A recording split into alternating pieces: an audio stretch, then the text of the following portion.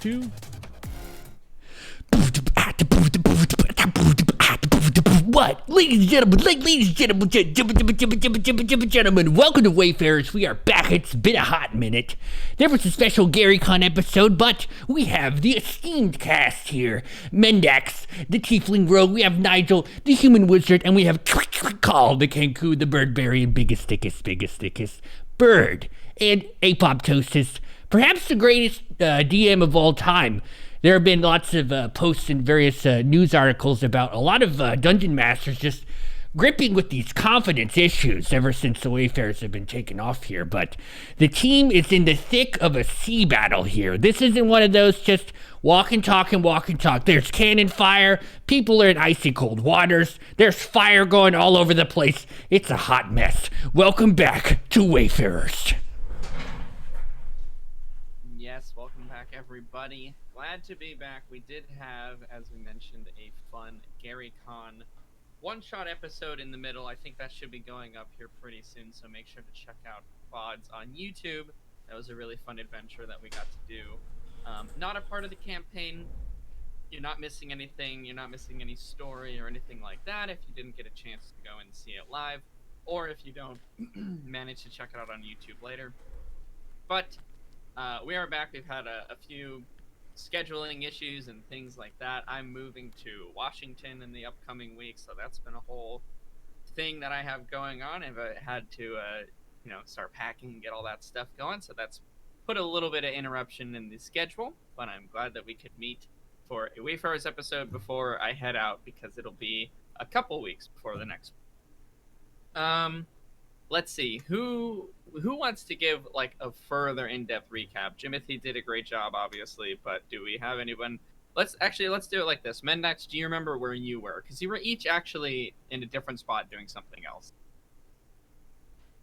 Yes, I am actually in the water with Nightmare the Kobold. He gave me a delicious potion, and as of now, I'm able to withstand the cold waters, and we are on a very secretive mission to go and attack the enemy capital ship, preferably blow it up, preferably steal something before we do so, preferably kill the captain, mayhem ensues, and hopefully have enough of that potion left over to get me back onto our ship. Absolutely. Yep, that's about as perfect as you could get. You guys drank some random potion, jumped into the freezing cold waters that many of the crew have mentioned that if you were to jump in there, it would spell absolute death. There's just no surviving the sort of frigid waters. You would just get hypothermia and die very quickly. But you jump in and you feel relatively fine with this magical potion that you've managed to consume. Call, do you remember where you are at this time? Yes, I'm in the cannons area. What's it called? I don't know the ship anatomy. Like the cannoneers. The cannons quarters. Deck. The cannons quarters. Yeah, I don't have the boom deck name for it. Yeah, there you go. So I was on the boom deck with my Kenku brethren, and even though I'm invisible to him, he could gather that those floating cannonballs were not carried by magic, but perhaps by a big thick bird. And I was rolling, I believe, like a god, and was just picking up these cannonballs like they were Cheez-Its, and just shoving them in and firing them off. Yep, you guys were able to work together for a bit to, I believe, fend off one of the ships. There were, if I'm not mistaken, 4 ships that were pursuing you guys, and you and Kveka were successful in shooting one of them to a point where they basically sunk.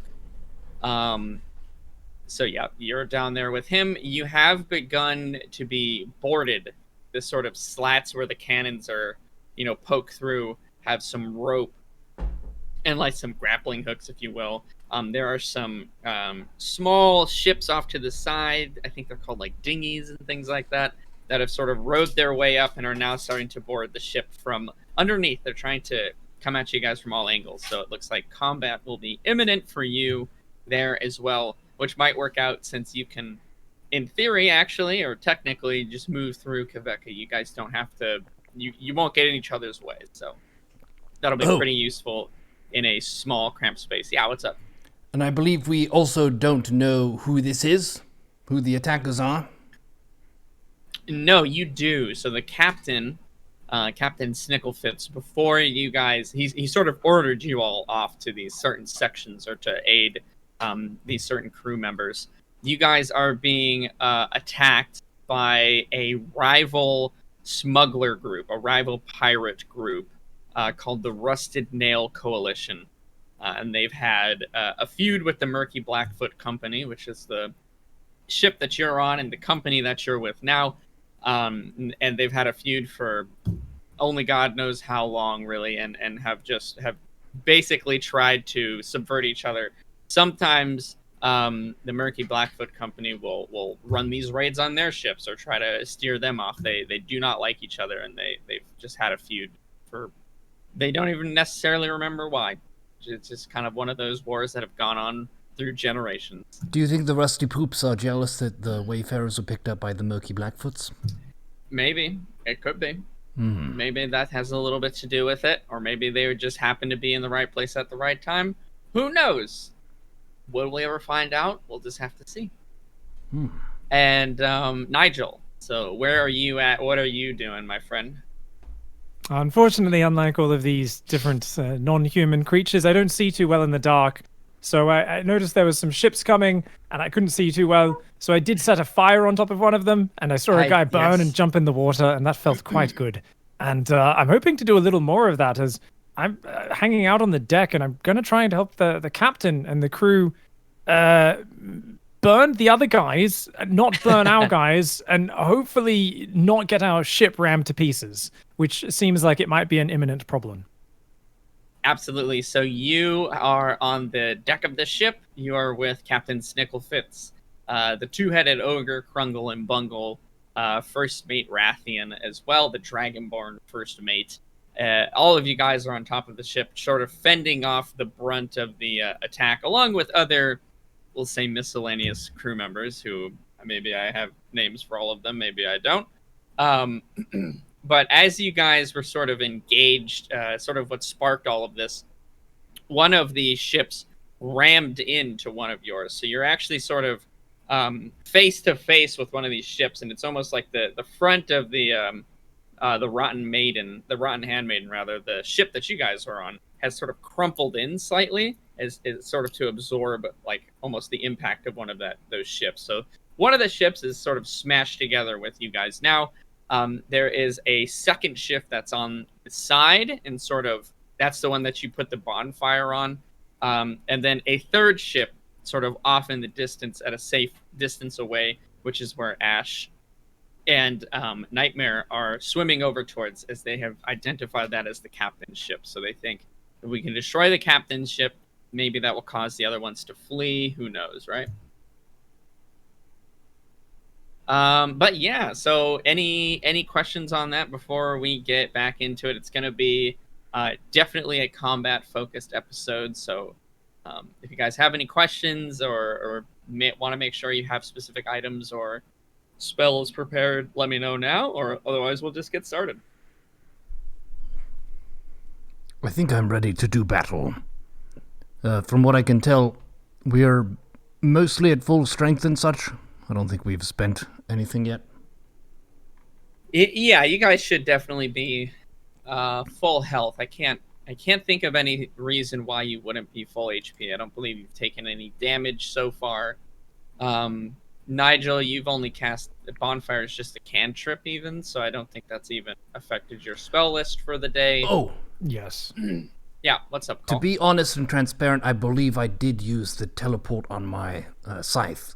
I was falling and I went like, and I teleported in a very fancy way. Yes, that's right. When the ship first was impacted, you had to untie your ropes as one of the banisters or sails rather were falling, and so you were able to get out of the way and sort of got knocked up into the air, and you used your teleport to get back down. Yep, that is correct. Thank you for remembering that. Okay, very cool. We will we'll go ahead and split basically because each of you three are in your own area.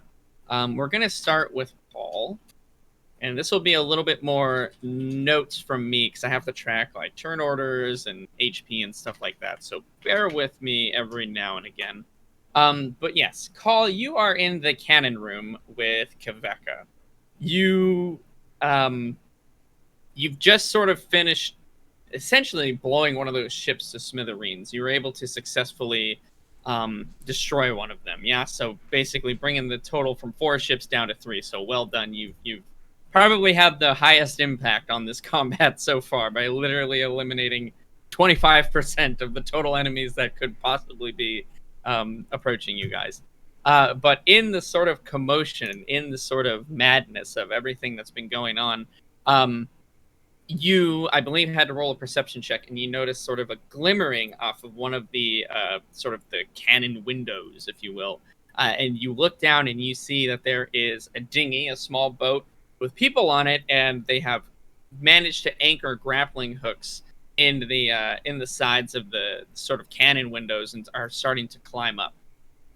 You sort of do a quick survey of the room. You see that there's a total of we'll say 4 grappling hooks that have latched on so far. What do you want to do? Well, I would guess that I do have my scythe. And Yeah. it's probably sharp enough to cut rope, no? Oh yeah, definitely. You can most certainly cut the rope. I would like to cut as many ropes as I can. Sure, let me do a quick roll. We'll see how close together they all are and how many you're able to get. Give me, actually, you know what? Why don't we have you roll this? Give me an acrobatics. We'll say that the ropes are each spaced about 15 feet apart or so. So it'll take you a decent amount of time, but it's a very quick action. So we'll leave it on your roll. See how many you can get. 8 plus 3 is 11. All right, we'll say with an 11, you manage just to cut one of the ropes. So the rope that you're nearest, and you start running over towards the next one. Keep in mind, the ship now has collided, right, with another ship.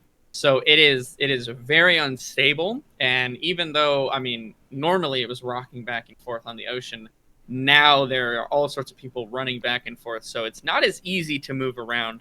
And you don't have any sort of, you can't see outside, so you can't get your bearings very well, right? You're sort of just in this box, and it's randomly swaying back and forth. So you're able to cut one of those ropes. You hear on the outside sort of a, oh, and then as you can definitely tell that there were some people that were trying to climb up that rope, and they have now fallen into the ocean, or if they were lucky, back on one of the small boats. Take that, boarders! Kaveka, who's down there with you, manages to cut another one of the ropes as well, sort of on the opposite side of where you are. We'll say that you guys are towards the front of the ship, where the stairs are that lead up to the cabins and the main deck eventually. And you guys get the 2 ropes that are nearest to you, a similar sort of, slicing and hacking, and then as they fall into the icy cold water, certainly to their death. On the other end, though, you do see a couple of green hands, green sort of tough, leathery hands, grasping the sides of the windows and starting to work their way in as 2 orcs enter from either sides of the cannon room, all the way in the back. It looks like they are going to be able to get all the way in. Let's see what they do. Okay, because they're such a far distance back, basically all they're going to be able to do is get into the boat and move about 10 feet towards you, which puts them about 50 feet away from you. So it's my turn? It'll be back up to your turn. Oh. I'll go kind of like a rough amount of time for each one of you guys. We'll move to the next one. Good. I would like to go into a rage. Okay. Sounds good. You go into a rage. With the form of the bite. Excellent. All right, you are fully enraged. You let out your telltale sort of howl or caw or some mixture thereof. and you choose form of the bite. Can you refresh our memory? What does that one do again? So my beak and my whole kind of upper body and figure gets a little bit exaggerated larger, and there's some red drippiness coming from my beak, sort of as though I'm already frothing with some blood and thirsting for. Really, it doesn't matter. I've eaten worse than this. Yeah, you've eaten all sorts of stuff, actually. Yes, So, I've eaten a gelatinous slime blob. That's the thing. The ability itself actually does not say you have to eat something specific or even like a humanoid thing. So I guess it's up to my discretion whether or not that counts. We might run into some problems if you try to eat like metal bars or maybe like a water elemental construct, but we haven't had one of those fights yet, so you should be good. But it would be pretty metal if I did. It would be pretty metal if you... All right, you're in a rage, my friend. What would you like to do? That's, I think, a bonus action for your character, yeah? Yes. Or is it, okay, yep. So you have your full action ready to go and your movement still. They're, again, just to reiterate, about 50 feet away from you. 2 orcs, now sort of fully in view. I guess I'll give you a bit of a description to them. We'll go really sort of campy, old-timey pirate. They've got sort of the white swashbuckler shirt, the leather pants, a bandana of sorts, maybe some gaudy jewelry on the nose and the ears, and like scimitars. Welcome to the crusty handmaiden. You're just in time for dinner. I would like to bite first, and then strike with my scythe. All right, so they're 50 feet away from you. How much can you move? They're 50 feet. 50 feet. Yeah, it's a big ship. And I said, Throw your scythe. Throw your scythe. Throw your scythe. Oh, that can't be how would that ever end badly? It's not like I've lost a halberd in lava or anything. Yeah. I think, okay, so your speed is 30 feet. You could move up to them 30 feet. You did use your teleport, so that's unavailable. You can double move, which is called a dash, but that will take up your action. So I think... Wait, so I could double move, and then I could bite as a bonus action. I think your bite does count as a bonus action, yeah. Or is it an action of itself? Let me take a look. I think it's a bonus action. That's how we've played it in the past here.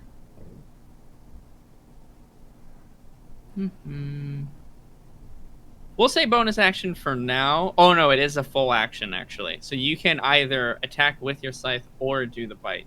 So it's kind of a utility choice because the bite will heal you, but the scythe will do more damage. So it's kind of a your call. Well, then I will fully move the 30 yards or whatever, and 30 feet, and then just kind of... Sure. In a ferocious Sounds way. good. In a very threatening way, you sort of bash your beak at them. In fact, roll me an intimidation. You are quite intimidating there. See if that's able to do anything. 19. 19, yeah, absolutely. The is that with your +1? That's a 20. 18 plus 1. No, 18 Oh, plus okay, 1. 18 plus 1. Nice.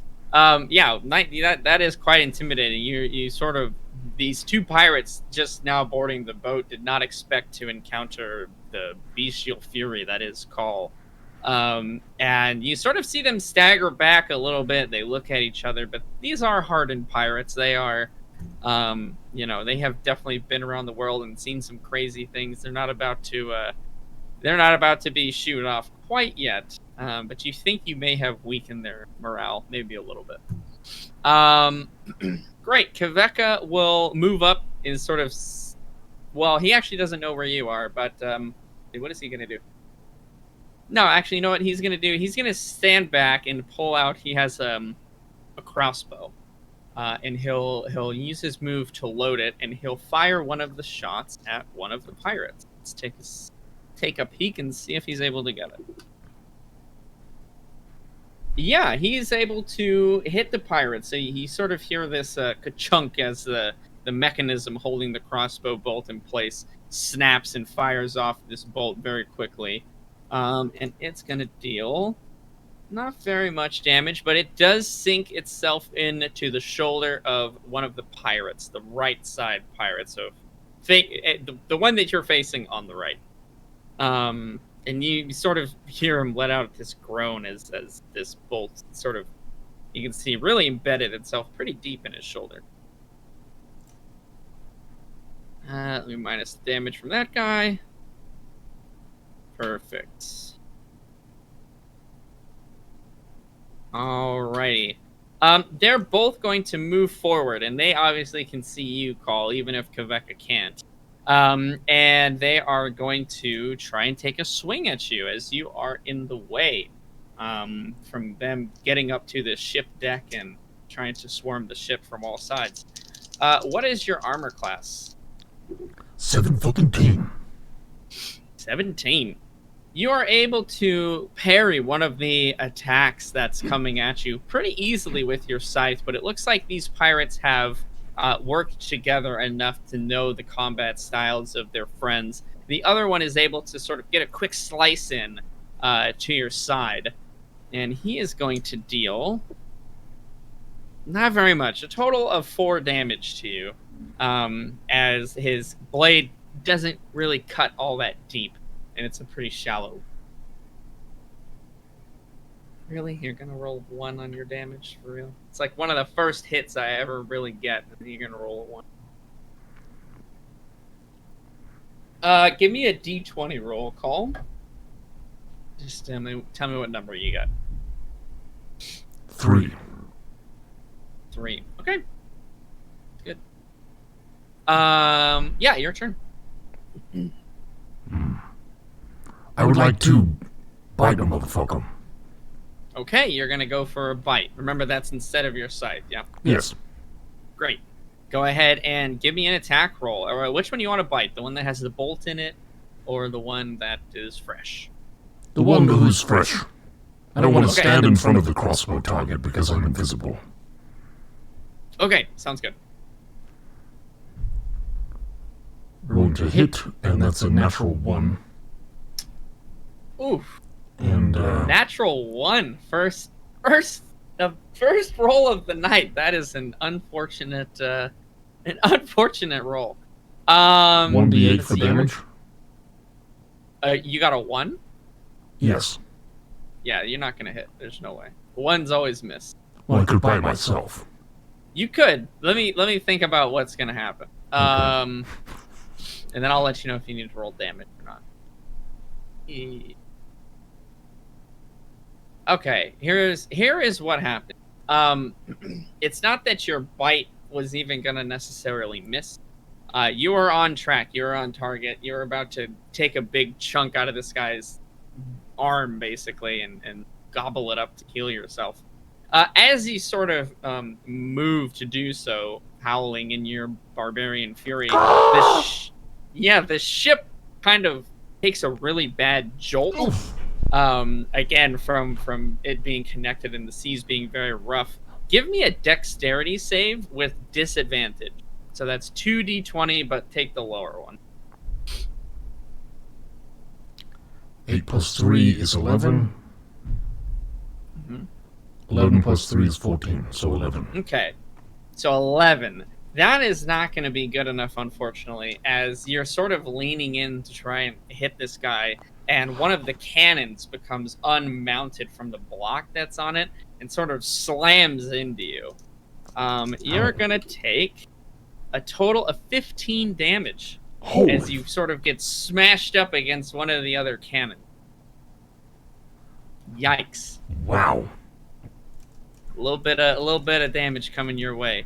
Inadvertently, it has sort of blocked the way that the orcs are coming through. So they won't really be able to progress to get to Kaveka, but you're sort of sandwiched now between these two cannons, so you're going to have to figure out a way to get out of that. Kaveka, of course, has no clue that you're in between them, and he can't hear you either, so he's not really going to be able to assist you too much. On his turn, he'll reload that crossbow and once again try to shoot that orc. And yep, he'll hit. And he'll deal a total of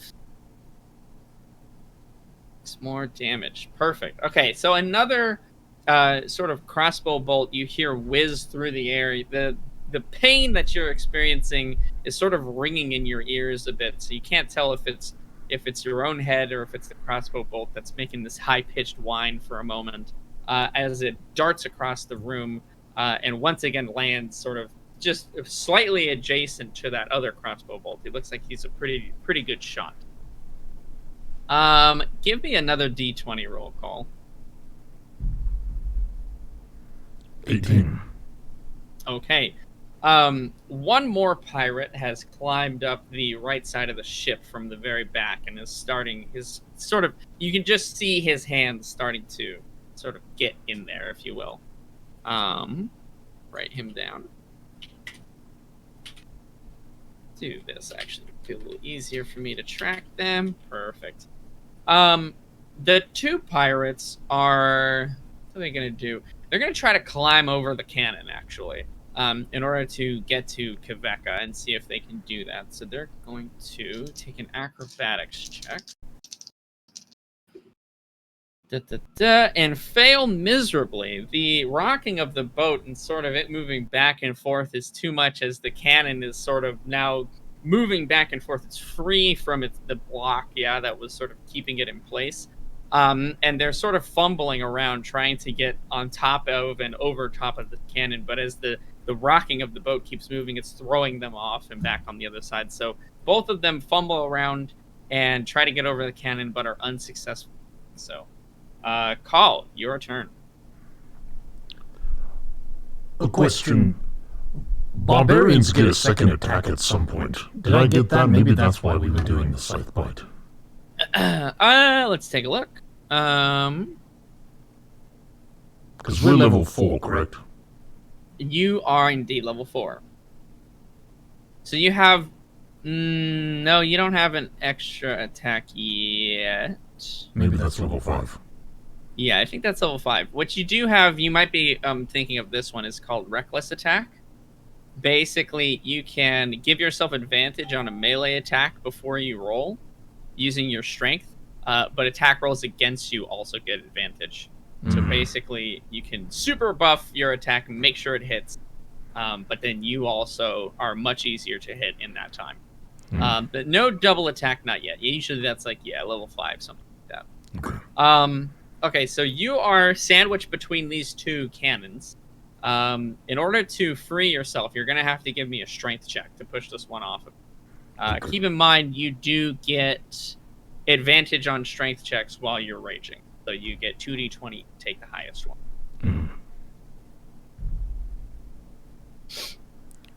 16 plus 3 is 19. Okay. 17 plus 3 is 20. Perfect. Yeah, we'll obviously take 20 there. You are... wait, did you say 17 plus 3? Yes. Okay. When you do checks, you can do you're proficient with strength saving throws and checks. So you get actually an additional +2 to those. Oh. Just so you know. Oh, yeah, So plus that's- 5, I see. That's saving Yeah, you throws get a- that I'm looking at. Yeah, that's partially my fault. I say checks. I'm used to playing like 3.5 4th edition where it's checks. You check for those things. They now put them all under saving throws now, so that's sort of... So That's what 22 I- then. 22. That is going to be more than enough. You sort of wedge your feet and your legs in such a way that you're able to leverage your full body strength and just kick essentially this cannon off from you. In fact, give me a d20 as well. Give me just a straight d20. What do you got? Natural 20. A natural 20.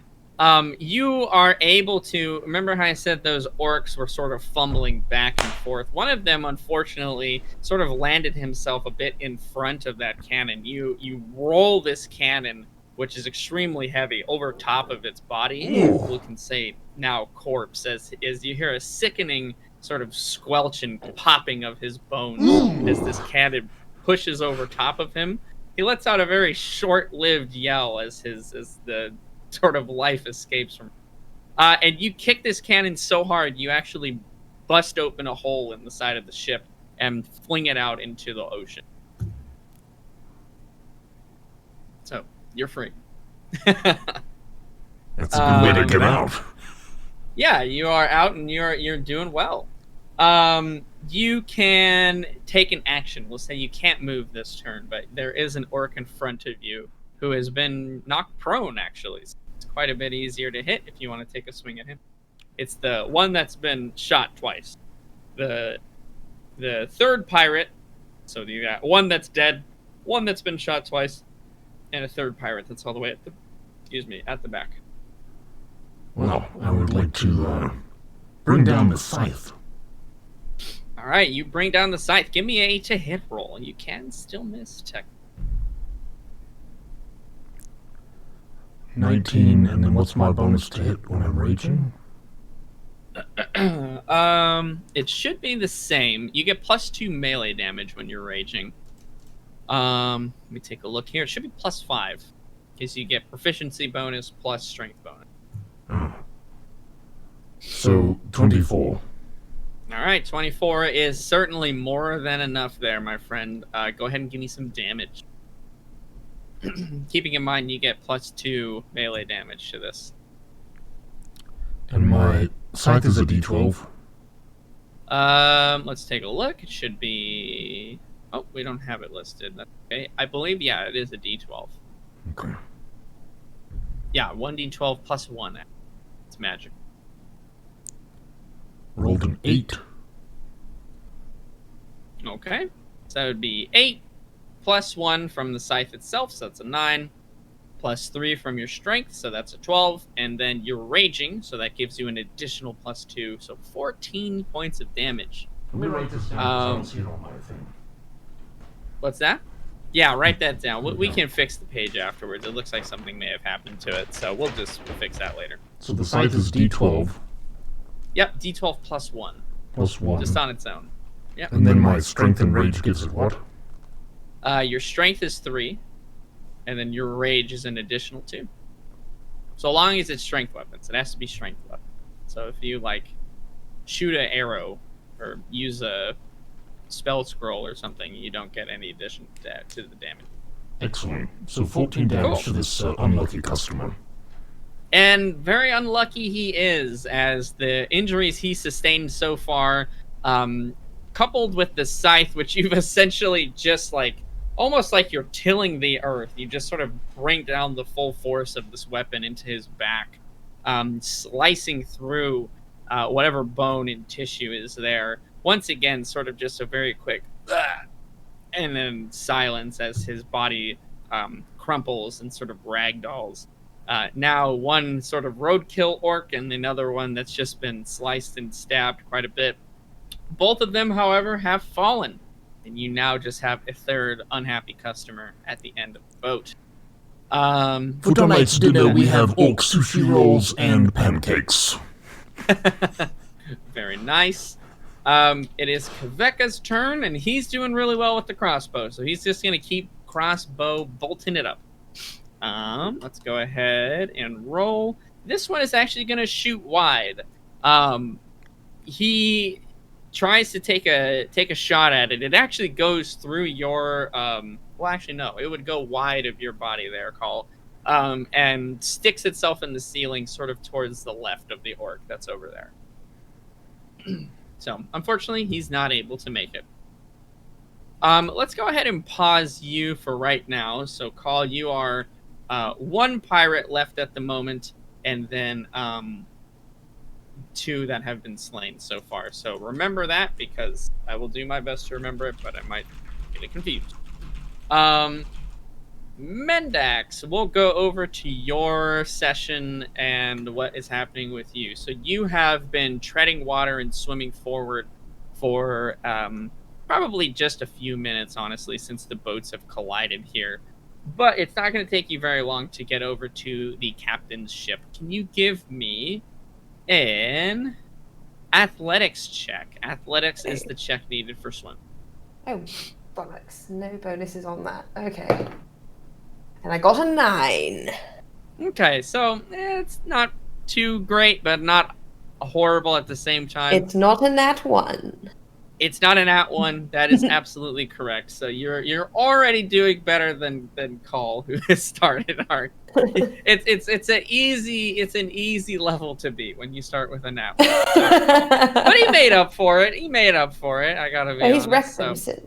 he has since demolished anyone who's seen him roll an at one. So you have been treading water. It is quite choppy. It is quite rough. So it is pretty difficult even for I would say experienced swimmers. Your only real assistance in this time is the fact that you're not freezing to death. In fact, you feel quite comfortable. Even if you were just swimming in the water in like a normal sort of summertime, you would feel colder than you feel right now. So you feel quite warm and cozy. Almost like, in fact, the way that this potion is working, you've noticed, you're not actually getting damp. None of your clothes are getting wet or waterlogged, which is making the swimming actually substantially easier. It's almost like you have like duck grease or something that's on everything. Duck's back. Exactly. It's kind of like that. The water just seems to be beating on your skin or your clothes or whatever, and then sort of rolling off of you. But it's for your entire body, your hair, your skin. So you think that this potion has somehow sort of put some sort of insulation or shield, or who knows if it's a physical actual oil, who knows, but it seems to be working quite well. You can see Nightmare's head sort of bobbing up and down out of the water every now and again. It is very dark. You do have dark vision though, so it's not too difficult for you to see. Give me a dexterity. Give me an acrobatics, actually. Oh, even better.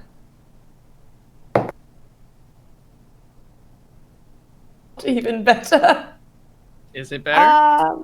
Well, I mean, I get +7 on a nat 1. That's impressive.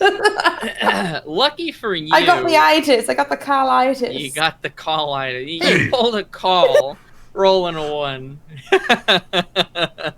1.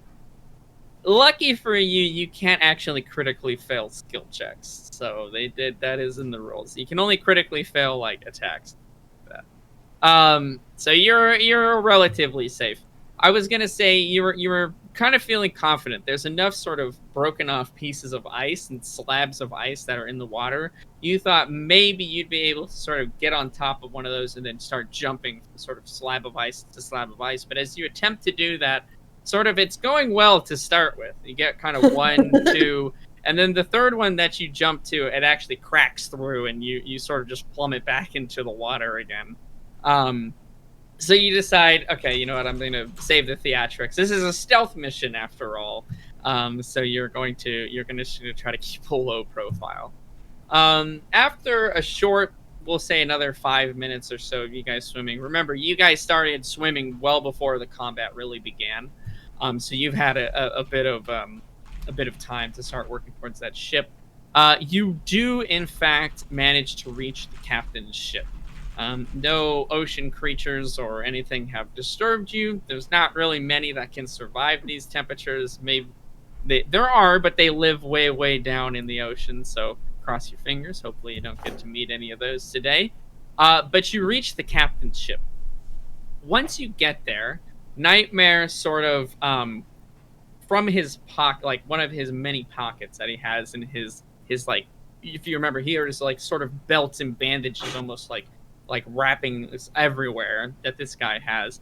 So from one of these sort of pockets that he has, he pulls out a grappling hook, and he kind of stabs it into the side of the ship and hangs onto it so that he can keep his bearing. And as he does that, he takes his sort of satchel out, and he hands you 2 what look like pieces of essentially like big blue wax. They don't look like, they're not like potions or anything like that. They're no sort of bombs that you have seen before. Bombs usually, there are magical bombs in D&D that you're aware of called like alchemist fire. That is literally like a potion. It's like a liquid. You throw it and it ignites. It's almost like a Molotov cocktail in a way. And then there are physical bombs made of like basically gunpowder and other resources that explode. And then everywhere in between. But this just looks like, it's almost like clay, actually, would be a better descriptor. It's like blue clay. And he hands you sort of two sort of large handfuls of it. And he instructs you, he says, put around the ship in critical spots. It's like magical C4. Do you say C4? Yeah, it's like magical C4, is it not? Well, there's no C4 in D&D, but Uh, if you just want to fine. be a weird person who says 11 numbers together, you can. That was a very long, loud internal monologue. So I just say, okay. And I grab the definitely blue magical C4. Okay. And It's like I'm blue going to. magical C4. Yes. And I'm going to take it around and put it on areas that I think are weak on the ship. Like, I think I'm going to aim for, depending on how the ship is constructed, is it constructed on like a rib cage? Yeah, so a bit of a description of their ships. They're nothing overtly special. It wouldn't necessarily stand out to you. It looks like it's made of like a dark sort of oak almost type wood going around the entire ship. The entire ship is uniform. By default, honestly, it does look nicer than the ship that you're on. Remember, the ship that you guys are on actually looks pretty beaten up and old. In disrepair with different colored boards patching up the sides. So you guys have definitely a ragtag sort of ship where this looks like maybe even a new one or a properly maintained one. Something you might even see like the Navy or the military have at these times. But yeah, so how it works is there essentially there is like a few what look like to be support beams that do go around the ship, sort of keeping everything together. But as he sees you surveying the ship, he sort of shakes his head and he goes, No, I'm the outside. You go inside. Oh, okay. Fair enough. Right, so I'm going to look. Is there any way for me to climb up one of these beams and get into? Are there cannon windows open? the cannon windows are currently shut from what you can see. They don't have any of the cannons poking out through. Okay. Are there locks or are there latches? I mean, I should be able to probably pick You one. can't necessarily tell at this distance. It's pretty far away. The boat, the cannon slats, if you will, are about, I don't really know how big boats are, 40 feet up, something like Wait, that. how many? It's a big boat. It's like 40 feet up out of the water. Oh, so it's like a galleon almost. It's like, yeah, these are huge ships. Yeah, they're very pretty- large. This ship is right because this is the captain's ship. This is the Olympic, the Yeah, that Britannic makes sense. That makes sense. Yeah, we'll do of that. this river. Yep. So Okay. there, the cannon slats are 40 feet up. You can try give me a perception. Actually, that's actually the proper way Okay, to let's do this. that. You could try to see if you can make out those details that are difficult to see. I'm going to say I can't because I rolled a 2 + 1. It's a Hey, 3. we're doing great. Yeah, you can't really tell. You can see that basically they're up there, but you don't know the minute details of what's happened. Okay. Is there I should say okay. I don't think they would have dropped anchor in the middle of a battle. So is there any way for me to climb up any of those support braces that go nearby those cannon windows so that I can test the window as I go up, and if not, then I just keep climbing? That depends. Do you have the magical gloves that let you climb up surfaces, or does someone else have those? I do not have those. I feel like those items have come into I've got play really so many strong fingers, though. have never once been used. I have I try very to put strong so many fingers. climbing. All right, fair enough. There If not, is. I can swim around the ship and look for a ladder. I mean, I'm just picturing like the galleon, like from Sea of Thieves, where there Sure. are ladders on the side of each. I don't know if that's accurate. We're gonna say that there's not ladders that are currently rolled down or put down for people to climb up and down. So you don't have any sort of really easy access. Do you have any items or anything that can help you with this, or do you have to just sort of wing it? I think a lot of it would have to be winging it. I mean, do I still even have any rope left? Let me see. I know I've used a bit of it. Nope, I don't even have any rope yet left. So we are bare bones. Got it. No we worries. are. We're going to ninja That's warrior okay. this shit. You probably have the acrobatics. I do have arrows, though. I do have arrows. Okay. So I'm going to take 2 arrows, and I'm going to use those as climbing devices. I'm going to stab them into the wood, and see if I can't use them as climbing devices. But towards the back of the ship, that's generally where the captain's quarters are, and he should not be in his quarters in the middle of a battle. So it should supposedly be a safer area for me to try to climb into at the moment. Okay, sorry. Where are you going to try to climb in? If I believe the captain's quarters, I'm going to. You don't have to tell me for sure, but I think the captain's quarters would be closer to the back of the ship, because it's usually underneath where the helm is, and he would not be in his quarters during a battle, so he would be probably either at the helm or towards the front of the ship, keeping look and directing things. So I think it should be safe for me to try to climb up and into the captain's quarters through perhaps a porthole, or if he has a little balcony at the back. Yeah, sure. That all sounds very reasonable. It's funny you think that I have this ship, like I know how ships work. Literally, all of my knowledge right now that I'm spouting out comes from Sea of Thieves and Titanic documentaries. Okay, fair enough. I'll take that. Sure. So you want to try to climb up sort of the back end of this ship. That's fine. As you sort of you take this clay, this wax. You can put it like maybe in a pocket or in your satchel as well. Yes. They're sort of wrapped in almost like a parchment paper, so that it doesn't stick to your clothes or anything like that. Thoughtful. But he doesn't really give you any further instructions, and with that, you sort of almost again magically in a way he disappears. The grappling hook is no longer in the side of the boat, and you don't see him. He's not in front of you, he's not behind you, you don't know where he went. So you have those instructions. You just got to place these in the critical spots of the ship, and presumably leave would be the idea.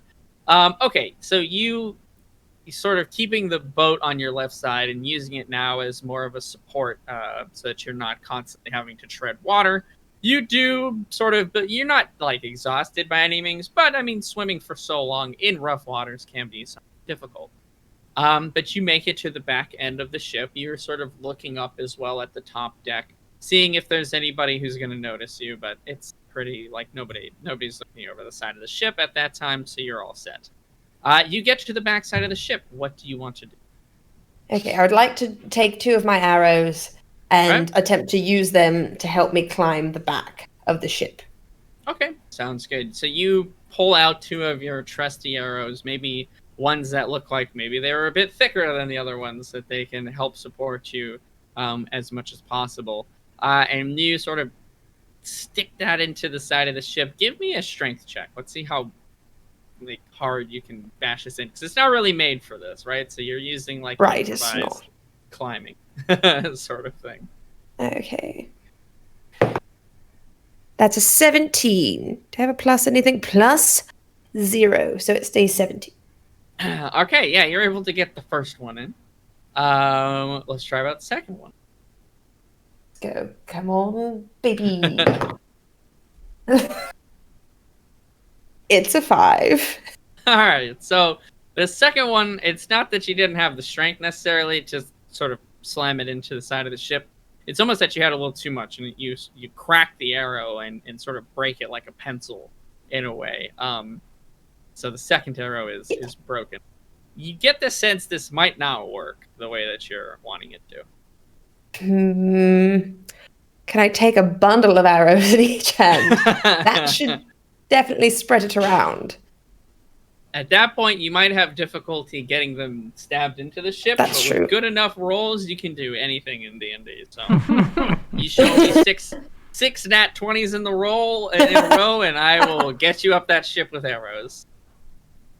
Is there anything else that I see then nearby? Do I see any ropes hanging off the side? Do I see like a dinghy line, the line from where they would have, lowered the boats, lowered the dinghies if they did, or if they haven't yet?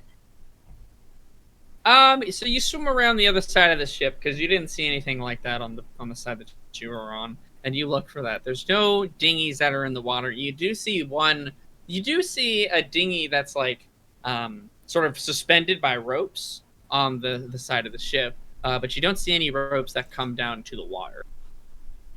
Oh, God damn it. What do I even have? Do I have anything that can help at this point?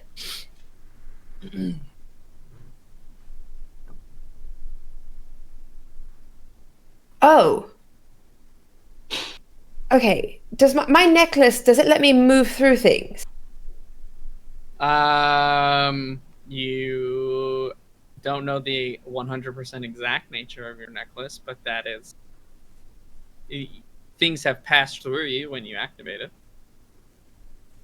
I'm going to give it a go then, because I think that might be my best chance. I can't climb up with just arrows. There's no ropes. There's no windows that I can see or reach.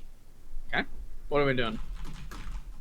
So I'm going to take hold of I'm going to be up against the back side of the ship, again, or the side of the ship, farthest from wherever I think the people are going to be. I think they're mostly going to be towards the front and then along sides. The cannon things are shut, so there's not even going to be on that level. They'll probably be towards the front on the top deck. So I'm going to go more towards the back. I'm going to knock on the side of the thing to see if it sounds hollow. I don't want to end up inside of a cast fail, or do I? Sure. Okay, yeah, you sort of knock on the side of the ship. You, give me a perception, because it would be very thick wood, like timber, right? Like, between you and the cavity of the ship, so... I got a nat 20. Alright, so you press your head up really close to the side of the ship, and using your finely tuned ears that you've sort of trained throughout the years, cracking into safes and finding secret passageways behind walls, you do determine that whatever this is hollow behind this section of... You said it's a hollow? Okay, then I'm going to... I'm going to try keep one hand on the boat, the other hand grab my necklace and try to, as best I can, dolphin kick my way through the ship.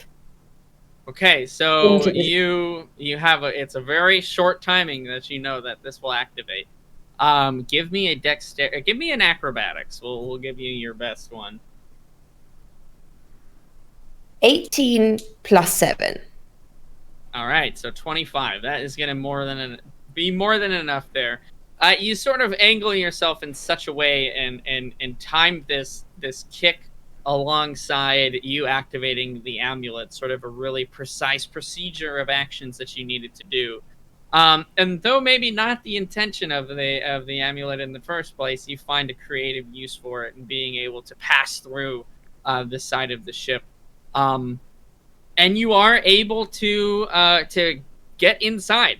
You sort of check yourself real quick to make sure that all of your limbs and body parts have made it in with you. And it looks like through some act of God, you were able to actually make it all the way through. You are in... Give me a d20.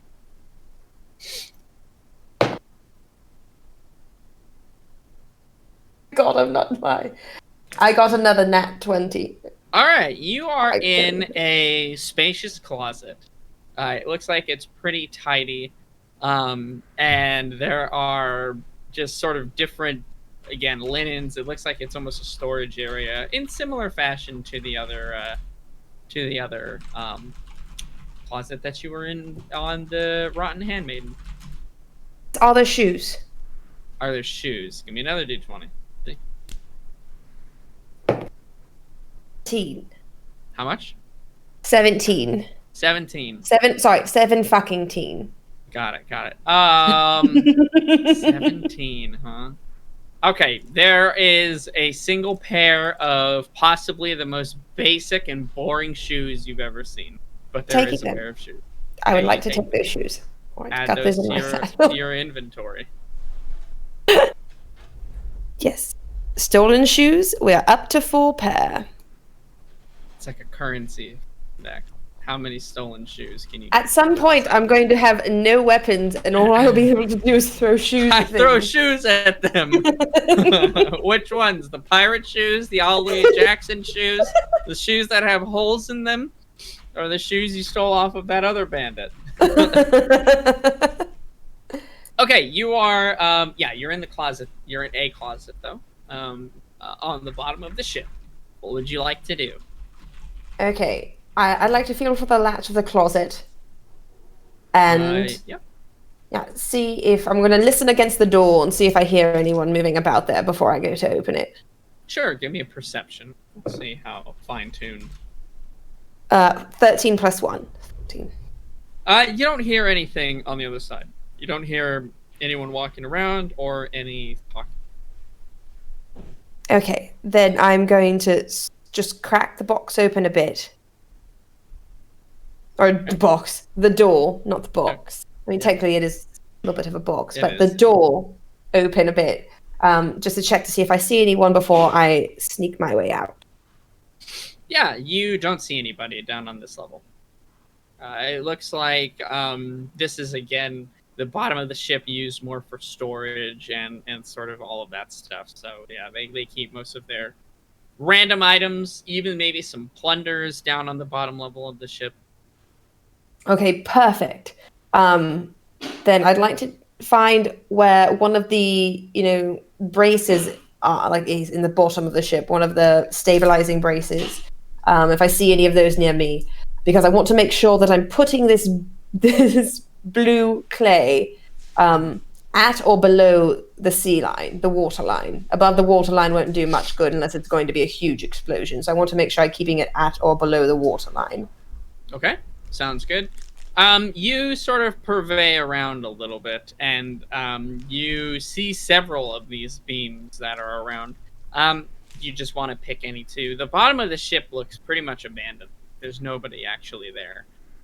It looks like, as you had guessed, many of them are either going to be on the cannon level, which is at minimum one more level above you, or they're at the very top of the ship, like keeping an eye out. So you've got the lay of the bottom of the ship. Yes. Okay, perfect. Then yes, I'd like to find 2 opposing beams. Maybe like one on the front, on the stern, and one to aft. I have no clue. Starboard is right, port is left. No, like one towards the bow and one towards the stern. Okay, I'm gonna assume that means front That's and front back. and back. Yes. Fantastic. So go ahead. Yeah, you're able to you find 2, central-ish looking beams, and you figure those are as good as anything else. Where do you want to place them? Like in the center, at the bottom, the top? How do you want to do that? Do you care? Let's see. Are they beams that are like going across, or are they going kind of up like this? It's sort of both, right? So there's beams that run vertically through the ship, as well as sort of ones that support each of the levels. So there's almost like roof, like ceiling beams, and then there's also vertical ones. I figured you meant the vertical. Yes, I think the vertical ones would probably be best. Okay. So you find one that looks fairly centrally located for the back and the front of the ship, and you pull out this blue clay that's wrapped in parchment. You unwrap it, and it is fairly tacky. It's not like goopy and sticky, anything like that, but it's kind of like clay. Yeah, actually, I mean that's about as good of a consistency as I can give you for this one. And you sort of pack it towards like the base of this beam here. So you figure you get maximum coverage. You should be able to. Hopefully, it explodes and it does a lot of damage. So you do that for the beam that's towards the back and the one that's the front. Yeah. what you have anything else you'd like to do? Okay, yes. I would like to just very quickly, and while still keeping an eye on wherever I can see the stairs are. You said that they might keep some of their plunder down there. I do want to give a brief glance to see what I can see, if there's anything valuable that looks very shiny, it looks important, it looks very expensive, and also easy to carry. Okay, yeah, sure, absolutely. Give me a perception roll. There are several doors and there are several different sort of areas you could check. So give me a I've perception. got 18 plus 1. Okay. You open several of the doors. Many of them are just, random linens. It looks like crates, maybe some food, some grains, some other sort of miscellaneous storage. Nothing really of interest until you go to open one of the doors. This door is locked. Well, I have my thief's tools, so I'd like to try to unlock that. Yeah, go for it. Give me should be sleight of hand in order Okay. to unlock it. And you do have your thieves tool, so you will have. Let's give you advantage for that. The first one is 19 plus 3, and the second one is a 13 plus 3. Yeah, easily. I mean, on the first try, almost effortlessly, you're able to unlock this door. And you open it up, and instead of like plunders of gold and heaps of chests and jewels, you see a small kid lying on the ground in sort of rags and sleeping. Shit. Does it? Is the kid on a scale of 1 to 10? How cute is the kid? Is it like Oliver, street urchin, adorable, or is he like shit all over himself? Looks a bit feral. I mean, he's scuffed up. He's dirty, I mean, it looks like he has not been really well cared for. The room smells not great. There's like hay and straw on the ground, which is where it looks like he's been sleeping. And he's got some like half-eaten moldy bread that's sort of next to him. But you can't really get a sense of what he looks like. His face is sort of in the ground a bit, sort of like hand over it with him laying down. Okay, I would like to curse profusely under my breath. Because I'm You very accomplish upset about this. Because I was really looking forward to blowing up this ship, and I got to save this stupid fucking child. God, son of a bitch. Okay, so what I'm going to do is, like, gently but forcefully, like, cover this child's mouth Okay. and, like, wake him up, going like, "Shh, I'm not here to hurt you," but like keep my hand over that mouth so that little shit can't scream. Sure. Yeah, you quickly put a hand over his mouth and you sort of really kind of shush him. And yeah, his eyes grow wide. It's a human kid, by the way. And he sort of and then he sort of catches on and nods his head. Okay, good. My name is Mendax. What's yours? Yeah, he's got like we'll say brown eyes, and his hair is pretty disheveled. It looks like it's that awkward length between actually having a proper haircut and it's been like 4 months since that, and your hair it's not quite long hair, but it's not quite short hair either. It's that awkward hair stage. His clothes again are very raggedy, holes, sort of almost moth-eaten, pulled it out of the dumpster. Same with his pants. Pants are a very basic sort of, again, brown linen. It doesn't look like he has any shoes, for what it's worth.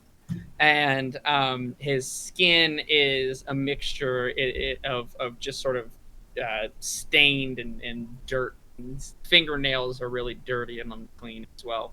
Looks like he hasn't showered or bathed or anything like that in quite a while. And he says, "My name's Jeremy, miss." To save an annoying sounding child. Damn. Okay, Jeremy. Jeremy. Are you being kept here against your will? Are you the captive? I mean, obviously it's yes, but I want to hear him say it. Why, yes, miss, of course. I was stolen away from one of the villages. They were going to sell me to one of the slave camps, I imagine. Not today, Jeremy. Not today. We are getting off this boat. First of all, you're going to need shoes. I'm going to hand him the basic pair that I just stole. Hopefully these fit. If they don't, shove some straw that doesn't have shit on it into the tops of them. But here's some shoes. Put these on your feet. Wow, bless you, miss. Are you from the Navy? Come to save old Jeremy? No, but I do know a lot of sailors. Any case, Jeremy, we're going to have to be very, very quiet. Do you know the layout of this ship? Do you know how many people are on this ship? I figure there's got to be at least 50, maybe more.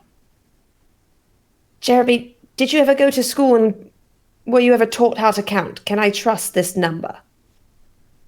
I can count at least to this many. But it's the 50. I'm sure of it. All right, Jeremy.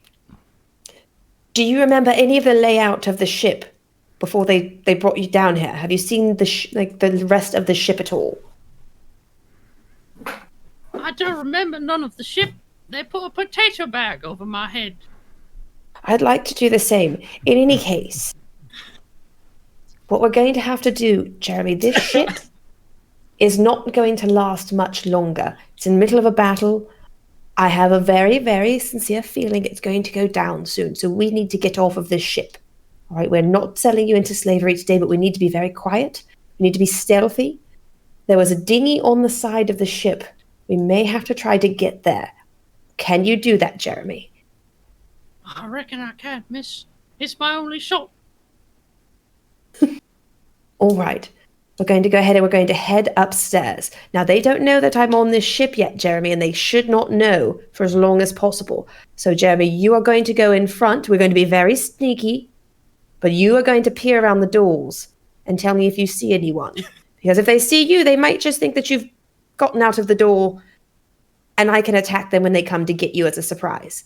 So you're going to go first. Do you understand, Jeremy? You're not going to say anything. You're not going to make any noise. And then we're going to get off the ship. I'll try. That sounds right proper scary.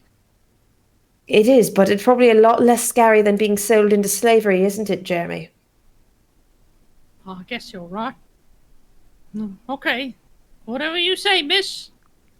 Okay. Now, let's go. So then I'm going to motion him out of the room. And we're going to head towards the stairs. Yeah, he slips on the shoes and walks forward. The chains on his ankles are sort of rattling. Oh, and son of a bitch! He falls to God the ground. damn it, Jeremy! Why didn't you tell me about the chains, Jeremy? I forgot. I'm sorry. I've never Okay. busted out of a ship before. Well, you know what? You might not bust out of one tonight. I'm You keep trying your my stuff. best. Okay, so I'm going to try to use the tools thieves to unlock the the chains around his feet. Okay, yeah, give me a sleight of hand. 7 + 3. Yeah, they're pretty simple locks, so even a pretty low roll like that is able to sort of click them out of place, and you're able to move the chains off of his feet. Where the sort of metal cufflinks where you see it's pretty ragged and worn. He's kind of got a lot of cuts and scrapes in that spot. Oh, thank you, miss. That feels so much better. I imagine it does. But it won't feel as good. It won't matter if we get blown up with this ship. So we need to get a move on Blown it. up? What do I you didn't- mean blown up? I didn't say blown up. You said blown up. Watch your mouth, Jeremy, making up stories. I think you're a bit delirious. Now let's head towards the stairs. I ain't gonna make it off this ship. He's kind of freaking out. He said the ship was gonna blow up, and he's got to go first. He's kind of losing it a little. Jeremy? Jeremy, look at me. Look right here, Jeremy. I'm going to need you to focus. I'm going to need you to be a strong man right now. Do you understand me? You have been through a lot. But when we make it out of this, You are going to have a warm place to sleep. You are going to have food in your stomach, and no one is going to be putting chains on you again, but you have to get there first. And to do that, I need you to be brave. Can you be brave for me, Jeremy? Give me a give me a bluff. Let's see how inspirational you were. Or just do they even have bluff anymore? I don't see bluff on my list. Oh my god, they got rid of bluff. 5th edition, what are you doing to me? Would it be Performance. persuasion? We're gonna go performance because that's like or persuasion. Persuasion or performance, however you want to do Okay. that. It's the same plus either way, so that evens Okay. it. Okay. I got a 3 plus 4. It's a 7. You're able to inspire him enough to move, but you don't know how reliable he's really gonna be. But he is up off the ground, and he's kind of timidly shuffling forward and looking around the ship. Kind of scared. I mean, Okay. rightfully scared. Did I see any like bread? When we were down there, saying the hole was like a hardtack biscuits or something. We'll say one of the closets. Yeah, you did see some vegetables and grain in one of them, so maybe there are some dry goods there. Okay. Well, if I find something, I'm just going to reach in there and find something that he can hold in his hands and eat at the same time, just to keep him busy and keep his mind on that. Okay, sure. Give me a d20. It's a nat 1. Okay, you find. Jeremy's going to die. You find you pull out some really dry cracker, really thin, really hard dry cracker. Okay. Jeremy, you want some delicious crackers? Oh yes, miss. That sounds right. I haven't eaten in a couple of days. Well, this is what they have down here. Trust me, on the other ship, it will be much better. So I'm going to give him the crackers. And hopefully they're so dry he can't really talk or make noises. Yeah, he takes a couple bites, and they're really loud crunching and cracking noises as the cracker itself is just like almost like snaps, right? And he's chewing on. He's pretty happy. Okay. Thank you, miss. That's delicious. You're welcome. Now put the rest of those in your pocket. Don't chew them up on the next deck. They're too noisy. Okay, all right. All right, back up, sailor. Let's go. All right, so we're going to walk over to the stairs now. Yeah. How are you doing this? Are you like pushing him in front of you? You are definitely faster than he is. So, Gently, maturely, nudging him, shoving this child. Yes, not aggressively, but insistently. Okay. Yeah, he's still very kind of timid. It looks like the crackers and the inspiration there has sort of rallied him a little bit at least. But he gathers enough courage to move forward. You guys make it to the stairs. Okay, let's go ahead and head up the stairs. I'm going to go up with him. We're going to stop it. Is a door closed or open? Did I notice if the door's closed or open at the top? You can look up. Yes, I'm going to look up. You see that? Yeah, you see it's closed. Okay, good. Closed door. And I'd like to walk up together with him, listen at the door just to make sure I'm not hearing people running around, and then if I don't hear anything, well, I guess I'll wait for the roll on that if we roll. But if I don't hear anything, then I'm going to have him open it up a crack and poke his head out. Okay, sure. Give me a perception check. Ooh, it's 6 total. Yeah, you don't hear anything really on the other side. Okay. Ship creaking and settling. That's the only noises you really hear. Okay, Jeremy, you're up. I need you to slowly open the door, look to the left and right, and see if you see anyone. He's kind of freaking out a little bit again. He's kind Don't, I Jeremy. don't know if I can do it this way. If they see me, they'll come and get me, and then we'll all No. be dead. No, they won't, Jeremy. I If they don't know see if I can do it. Jeremy, I don't know if I can do it. Jeremy, listen. You can do this. All you have to do is look out that door, look left and right. If someone sees you, run back down here. I'm going to be right here. I've got sword, I've got daggers. If you come back down, you run through, they chase you, I kill them at the top of the stairs, they will not get you. Okay. He will. He'll say, Can I have a dagger? No, absolutely not. You can't have a dagger until you're 16 years old. What if they get you? And then I got nothing. Trust me, if they get me, there's 50 of them on the ship here with you. A dagger won't help. Miss me. All right. and he'll sort of open the door a little bit, and he'll sort of peek his head through just ever so slightly, and look around, and he sort of darts back real quick. There's a few people in there, miss. All right, just a few? How many is a few? I don't know. 3 or 5 or something. There's more than one. Less than 50. Jeremy, I hate you. That's an internal monologue. Okay. I don't tell him I actually hate him. All right. Okay, I'm going to quietly sigh in exasperation. And I'm going to pull him back a bit. Uh-huh. And then I'm just going to sneakily look my head around because I can't trust this little shit. Okay. Yeah, you see that there are 4 sailors of different humanoid persuasions, we'll say. An orc and a few humans that are sort of like 15 feet away from the door. It looks like this level is more not necessarily like storage necessarily, but almost like a place where food is prepared, but also they store stuff here. It's almost like a catch-all. There is like some armaments as well on the wall, like some basic spears and swords, but it looks like most of it is empty as it's been taken. Okay. The 4 of them are sort of more towards the stairs. It looks like they are put on more guard duty on this level, but they don't take it very seriously, as they're very far away, and no one would be stupid enough to get on board the ship. Right, no one can come up from downstairs anyway. Yeah, exactly. What do you wanna Okay. do? So, there's 4 of them. Are they between me and the next set of stairs? They are they're sort of off to the left side of the room itself. There's some tables that are around and some barrels and crates that are sort of scattered around this room.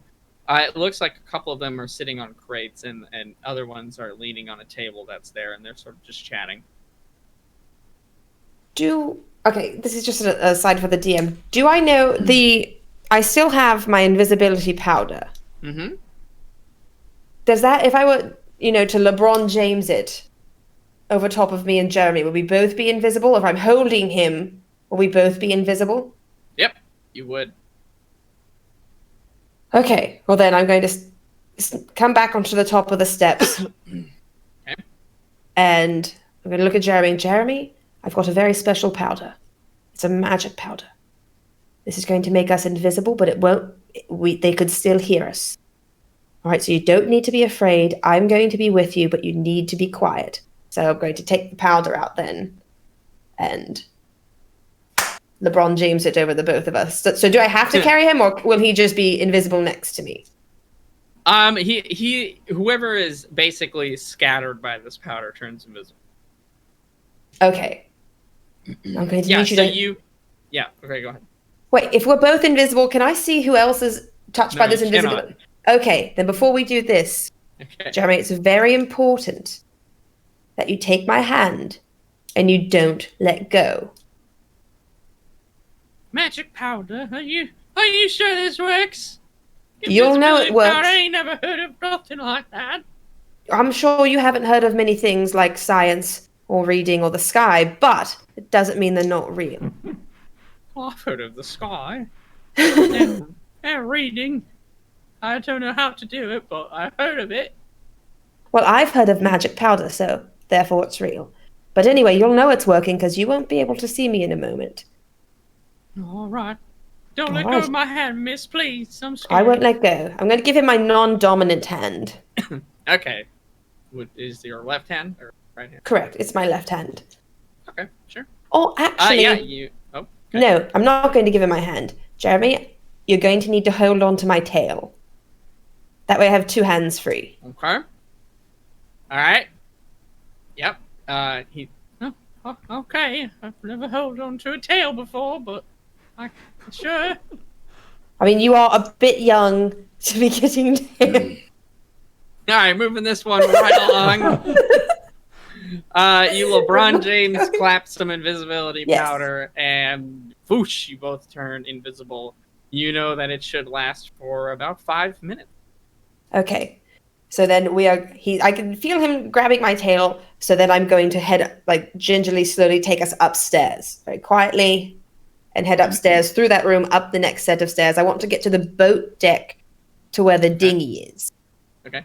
We'll go ahead and pause you at the invisibility LeBron James, and we'll move over to Pig. Pig, yeah, you've got to experience and see what's been going on with Call and Mendak. So now we will jump over to what's happening on the top of the deck of the Rotten Handmaid. So the crew have spread out, right? The captain is sort of in the front. He's got 2, we'll say, like, cutlasses. They look pretty refined, pretty ornate even, as there's some jewels and gems encrusted in them. Krungle and Bungle, it looks like Brungle has got his favorite club, and Krungle is, it almost looks like powering energy and magic in one of his hands. And you see that first mate, Rathian, has got sort of almost like spiked knuckles. He's more of a brawler. He doesn't really fight with weapons. He more just punches people to death. But the spiked knuckles help him accomplish that. Where do you want to position yourself? So to give you sort of the lay of it again, the steering wheel is sort of raised up on a platform. That's towards the back of the boat. The front of the boat, that's where you've sort of collided now with, like, another ship, and you're sort of mangled together. The deck has been cleared for the most part. There are still those barrels and different crates that are sort of nailed down and tied down. And one of your guys' sails, if you remember, a cannon actually crushed it, and it's now sort of fallen, obstructing some of the bridge, but not all of it. All right. Well, obviously, you know, I am best at range, and as a result, I will move backwards up to near the steering wheel, so I have a good vantage point, and a lot of people between me and danger. Yes. I love it. So we'll say that, yeah, you move over to the steering wheel, and there's like a wooden railing that's there as well. You're sort of put yourself even behind this wooden railing, but you're looking out. You're surveying the ship. You're seeing where the danger and the threats are coming from. The sea is churning and is very rough, so the boat is rocking side to side, spraying sort of salt water and cold foam up onto the ship as well. It's getting very dark in the sky as the clouds have begun to cover everything. And it's looking like the weather itself is taking a turn for the worse. Off to the left side of the ship, again, I do not know nautical directions, so it's the left side of the ship. There is a boat that's pulled up maybe, we'll say, about 20 feet away now. That's the boat that you cast the bonfire on. Is bonfire like a continuous spell? Do you have to concentrate on it? How does that work? I believe bonfire requires concentration, duration up to 1 minute. Okay, so yeah, it's maybe been about, we'll say, 30 seconds from the time that you've cast it. Do you want to maintain concentration for it? As long as I can still survey my surroundings and there's nothing else that pops up, obviously I'll drop it as soon as there's more danger or targets. Got it. Okay, yeah, so you can keep it up just to kind of cause an annoyance and maybe a bit of panic on that side of things. There's suddenly just a fire that has sprung up out of nowhere and, you know, has claimed at least one person. So fantastic. You're keeping that up. There is a shout at the front of the deck, and it's the captain, and he's going, "Prepare to be boarded." And you see he shouts that as sort of enemy pirates are now rushing over the top of the opposing ship that you guys are crumpled in with. and starting to sort of maneuver their way down and onto the deck of your ship. It looks like about 4 or 5 pirates so far have made it onto your guys' ship, and the crew is very quick to engage. And that's probably about 90 to 100 feet away from you, and you do have clear line of sight if you want to do anything. Right, because that's coming from the boat that we rammed, right? Yes, that's The from very- the boat that you've rammed. Yep. Okay, exact opposite. Ooh, okay. Let's check my ranges. Very rare we're in such a long distance situation. And Yeah. well, turns out, unless I want to put some people to sleep, the only thing that's going to be effective is me old favorite. I'm gonna just pick a target, whoever's closest in the clearest line of sight, and shoot out a firebolt. All right, let's go ahead and give me an attack roll for that firebolt, my friend. Rolled a 16. I have a +5 on that. So 21. Definitely more than enough. You hit with ease as you sort of conjure up again, sort of almost like a little bead of fire that expands explosively as it travels the distance of the ship, smacks into the side of one of the pirates that's sort of clambering down, trying to get onto the ship. And woo! I've rolled a big old 10 for the damage. Nice. 10 damage. I like it. So you strike the side, getting a really sort of vulnerable spot as this guy is not really prepared to defend himself at all, and sort of catch this person in almost an inferno of flame as it explodes out and makes a really brilliant looking spectacle. You can see the char from this human as like their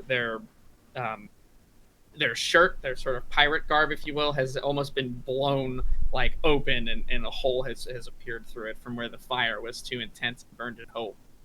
He falls off, and actually quickly as he's falling through the air and onto the ship, he's not dead yet, but one of the crewmates take a spear and actually just stab up into him as he's falling down from the top of the ship. Quickly sort of just throws him down to the ship and is ready to try to poke some of the other pirates that are appearing. So well done. A first cast, well performed. Give me a perception.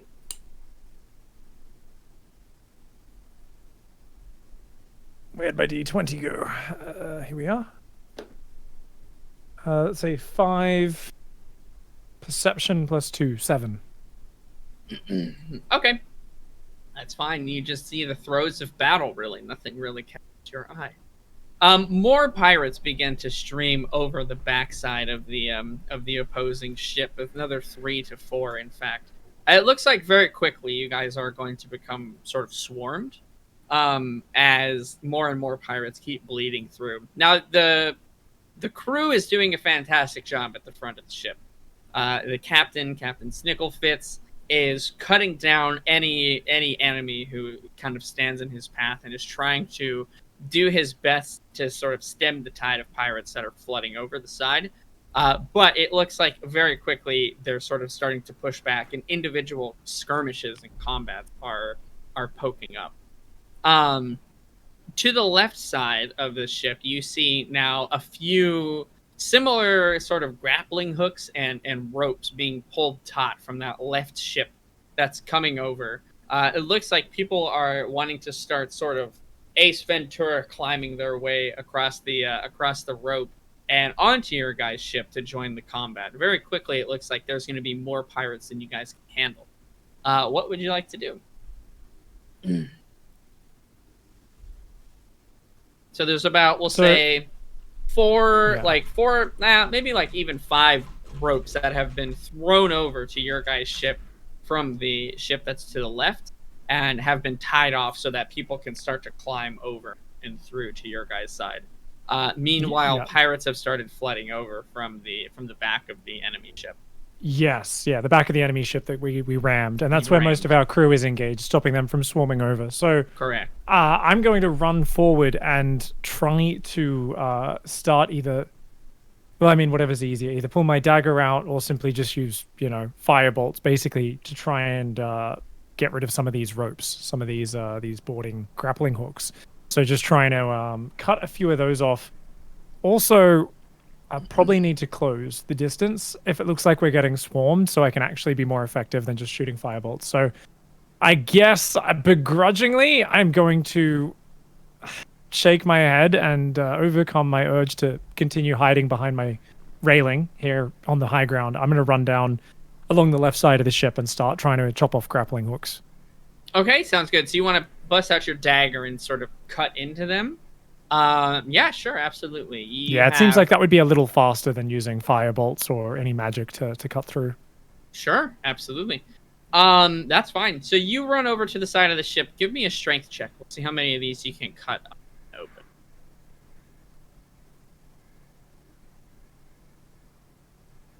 Big boy, 19. What did we get? 19. And wow, strength very plus 1, nicely so done. 20. 20. Look at this guy. His years, his training with the dwarves in the magma oceans have paid off as this guy has gotten just a little bit more buff. Yeah, you run down the side. Goop, mind you, is sort of clinking and clanking after you, sort of just doing his best to follow you wherever you go. And your two-headed rat familiar is sort of poking his heads outside of one of the folds of your robe in one of the pockets, if you will, kind of just trying to see what the heck is going on out there. But you unsheath this dagger and sort of in a very cinematic fashion try to run it alongside, trusting your own strength for once in your life, and able to cut 3 of these ropes as you sort of sprint forward and slash through.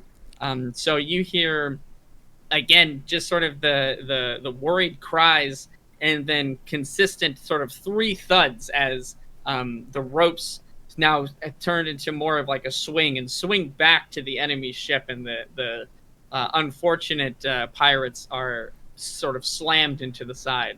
You see a few of them do fall off and sort of again that oh, no, and then splash into the icy cold death that is the water below.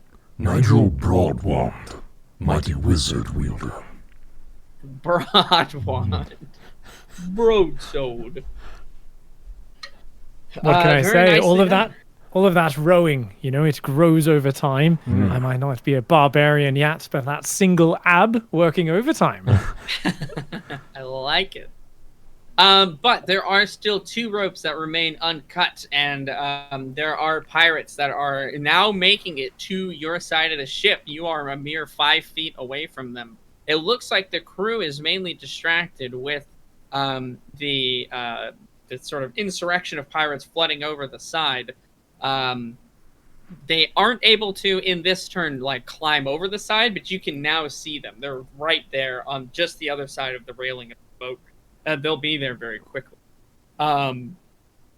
Meanwhile, the pirates have still begun to keep sort of climbing down and flooding over, using their companions who are defending sort of that access point to get more and more and more of the enemies onto the ship. It looks like the number has grown up to about 15 at this point, as your crewmates are doing the best they can. You see Rathian has sort of singled one out to the side and is just beating the life out of them, sort of smashing them into the side of the ship and punching them in the face repeatedly, now just turning into like this almost mashed potatoes of blood and gore and ripped flesh. It's actually pretty disgusting to see, but it looks like it has no effect on the first mate, who is no stranger to combat or to this violence. Back to you, though. So you do have 2 grappling hooks that are right next to you, and there are pirates that are just about to climb aboard. What would you like to try to do? So at this point, if I can see that they're almost over the rim, trying to slice the hook seems like a good way to get stabbed or tackled or grappled. Yeah, and that's not something that I'm going to do. Yeah, they have like their swords and daggers in their mouths as they're like climbing over, and they're getting ready to climb over and have their weapons in hand. So probably a good call. How close together are these 2 remaining grappling hooks? Give me a D10.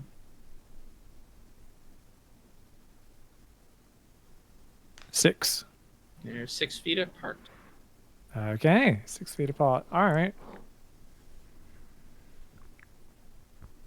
And they're orcs, are they? Can I see? Orcs, humans, dwarves, even sort of a smattering of all different races. Primarily human, but the odd orc here and there, and even dwarf. Couple of elves, even. It's a pro-diversity band of criminals. Yeah, they really don't. They don't care. So long as you don't have the highest set of morals and you're willing to do some nasty deeds, they'll take you. All right. Well, how about a nice bit of poison spray, I think. So I'm just going to... I don't want to be... Yeah, basically I think I'm going to give up on getting rid of these grappling lines. So I'm going to try and, basically blow a puff of noxious gas into the closest one. I can only hit one, can't hit two with it. And then I'm going to run backward after that. So I think... with poison spray, I'm not sure if I have to... Is it just a normal... So poison Oh, it's spray, just a saving throw, right? Yeah, it's a saving throw for them. And then, regardless of the word spray, it actually just targets one guy. Yes. So, it's a single target spell there. Sounds great. Give me... I guess you don't have to roll anything. Yeah, you sort of conjure up almost this, like, purple dust made of magic in your hand. And you sort of just and blow this this sort of cloud, which turns into a sickly looking mist of green and purple swirls that approaches. You want to go for the one that's closest to you or the one that's farther? Yeah. Okay, The closest one. This is basically really I'm trying to do very much the kind of the rudest thing you could do in recent, pandemic times. I mean, I'm literally trying to sneeze on somebody as he walks onto my boat. I see. So you're giving him the old sneeze treatment. I like it. And he has to roll against a save of 13. So let me see if he makes. They do not, in fact. Give me a d12 of damage as this poison enters their lungs and makes them feel sickly and gross.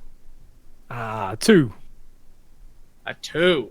All right. So more of an annoyance than anything else. Give me a further d20 roll.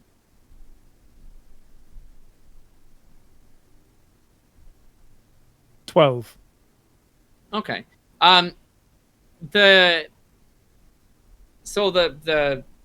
It's hard to describe what kind of damage this feels like, but they basically just feel really sick, right? Like something is wrong. Their body stuff is shutting down. It's not physical like damage, but it's health nonetheless.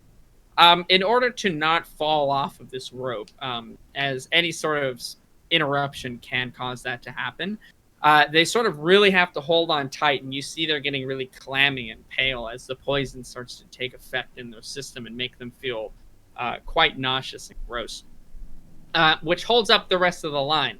You can see that they're sort of like jeering at him and yelling at him to keep moving forward, but he sort of has this death grip. You think you've held up that grappling hook at least for maybe the turn, and you might have another chance to get that one, maybe like cut it or that.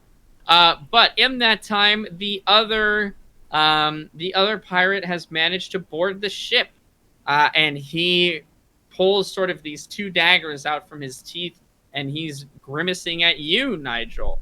He steps forward to attack you. What is your armor class, my? 12. 12. Okay. Do you have a list of what your prepared spells are? Out of curiosity. Yes, it should be. Let's see. I believe this is up to date. So we have. I'm hoping that I haven't broken any rules here. According to this, Burning Hands, Catapult, Ice Knife, Shield, Sleep. That's it. Yeah. Okay. And that should be perfect. Yeah. Nice. Okay, that's solid. He lunges out to attack you. You do have an opportunity to use shield if you want to, but you do so After being hit. after you're hit. Okay, you're gonna get hit Yep. twice by 2 of these daggers. They both hit. Okay, yes, I'm gonna pop a level 1 shield, absolutely. So I don't think I need to roll anything. It's just a +5 bonus to AC until the start Yep. of my next turn. Yep, absolutely. It uses up one of your level 1 spell slots, so that's one of them kind of burnt. But as he sort of comes in to hit you with 2 stabs, this sort of blue translucent barrier appears just for a moment, intercepting. It increases your armor class by 5, which is definitely enough for you to evade both of those attacks. As they crush in and almost crinkle under like a safety glass kind of way. You can see shards of magic sort of fading away and dissolving now against the against those daggers that did stab in. But you remain unscathed for the turn. Give me another d20.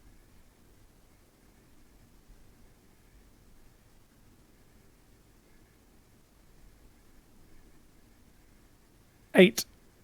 8. Okay. It looks like a few of the crew members have noticed that they're boarding now from this side, and they yell out so that sort of the general, crew hears. They're boarding the ship from the left. Maneuver to the left. And so that you'll have hopefully some help in defending away some of these guys. And a few of them that were sort of pushed back in the combat or resting for a moment or trying to find an angle to assist their friends do turn their heads and move over to you. One of which is give me a D4. Actually, we'll see which one of the named crew members is going to come in.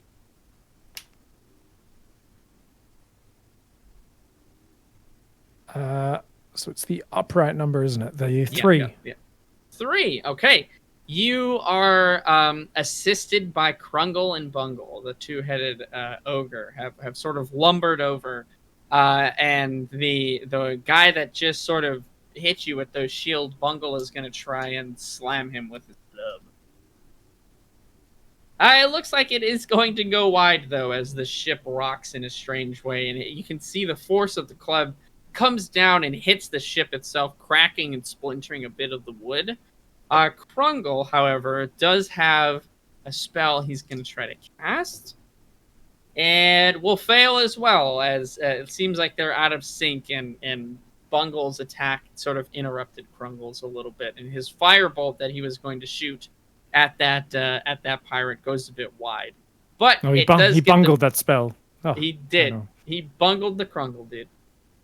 And it looks like the pirate's attention was diverted a bit, though, so might be offering you a little bit of reprieve from being attacked there. But yeah, a few more crew members have joined the fray. Let's see. Okay, the pirate that you cast poison spray on regains his wits and is able to climb on board, and is followed by a pirate behind him and another pirate on the other side. So there's now 4 pirates up on the ship, and it looks like they've engaged the crew members, and Krungle is now sort of standing a bit between you and the pirates that are there. He knows that you're primarily just a caster and you don't look like you could really survive all that many hits, so he's trying to shield for you as much as he can. You're also the cargo, if you remember. He kind of wants to protect you as best he can. It is your turn. What would you like to do, my friend Nigel? Good guy, Krungle and Bungle, always looking out for me. So as they've come over, and a few crew members have come over, I assume they've formed almost like a narrow, kind of haphazard battle line up along the edge of the ship. So I'm got a bit of a concave going on. I'm wanting to see if I can kind of sidestep and get 2, 3, if I'm very lucky, 4 of them in a burning hands. So obviously, if I'm firing a cone of flame, 15-foot cone, but making sure I don't hit any friendlies, I'm hoping I can kind of get on the flank of this line, kind of sidestep down and hit at least 2, 3 of them. Yeah, you figure, so you could, we'll say you could either position it one of 2 ways. You could position it so that you can either hit all 4 of them. There is a straight line where you could hit that. or you could hit 2 of them and potentially burn one of the ropes. Up to you. Which would you like to do? Ooh, barbecue options. Yeah. I think I will go for. I think I'll go for all 4. I think I'll try to hit Okay. all 4 of them. We're gonna go for just burn the immediate threat, and then hopefully we can deal with the ropes in the respite. Okay. Um, Sounds good. I'm not sure how tough these guys are, but I think I will use a 2nd level spell slot anyway. Oh, Because this seems damn. like a situation where it's going to get out of control if we don't kind of put the stopper back in the bottle right now. So that'll just add 1 extra d6 damage. So no hit roll. That's a dex save of 13 for each of those guys. let me do so here.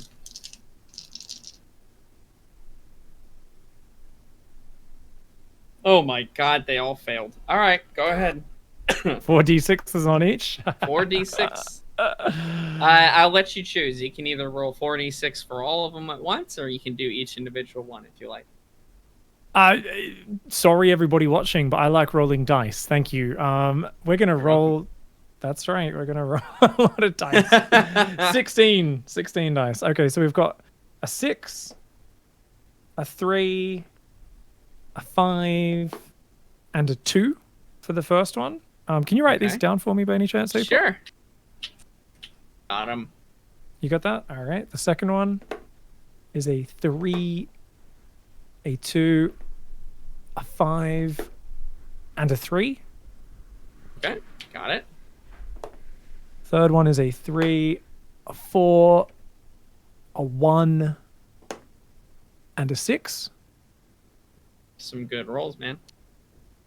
And the final one, 3, 4, 2, and 4. Okay. So that's a 16, a 13, a 14, and a 13. So you did over 50 points of damage in total. But yeah, the 14 and the 16 looks like they just sort of catch the brunt of this inferno that you sort of step out from the side around Krungle and Bungle. And almost using him as a shield, but not in a cowardly way, like in a way that sort of it makes the most, it's just logical. You sort of extend your hands forward, these glyphs and runes almost appearing on your palm, and disappearing for a moment as like a blast of fire erupts from your hand, and it just engulfs in this sort of cone here.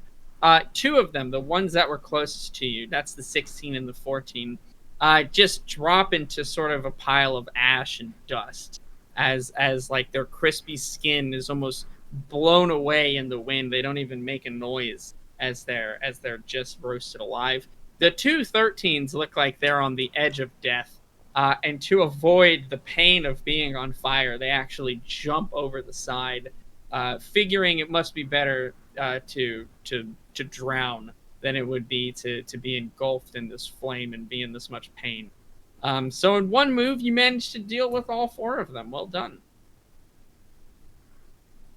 Krungle and Bungle sort of look down at you, and Krungle sort of just pats you on the head. Good job, sir. Really good. Nice Quad job. kill. Yeah, that's bonus experience, man. Nice.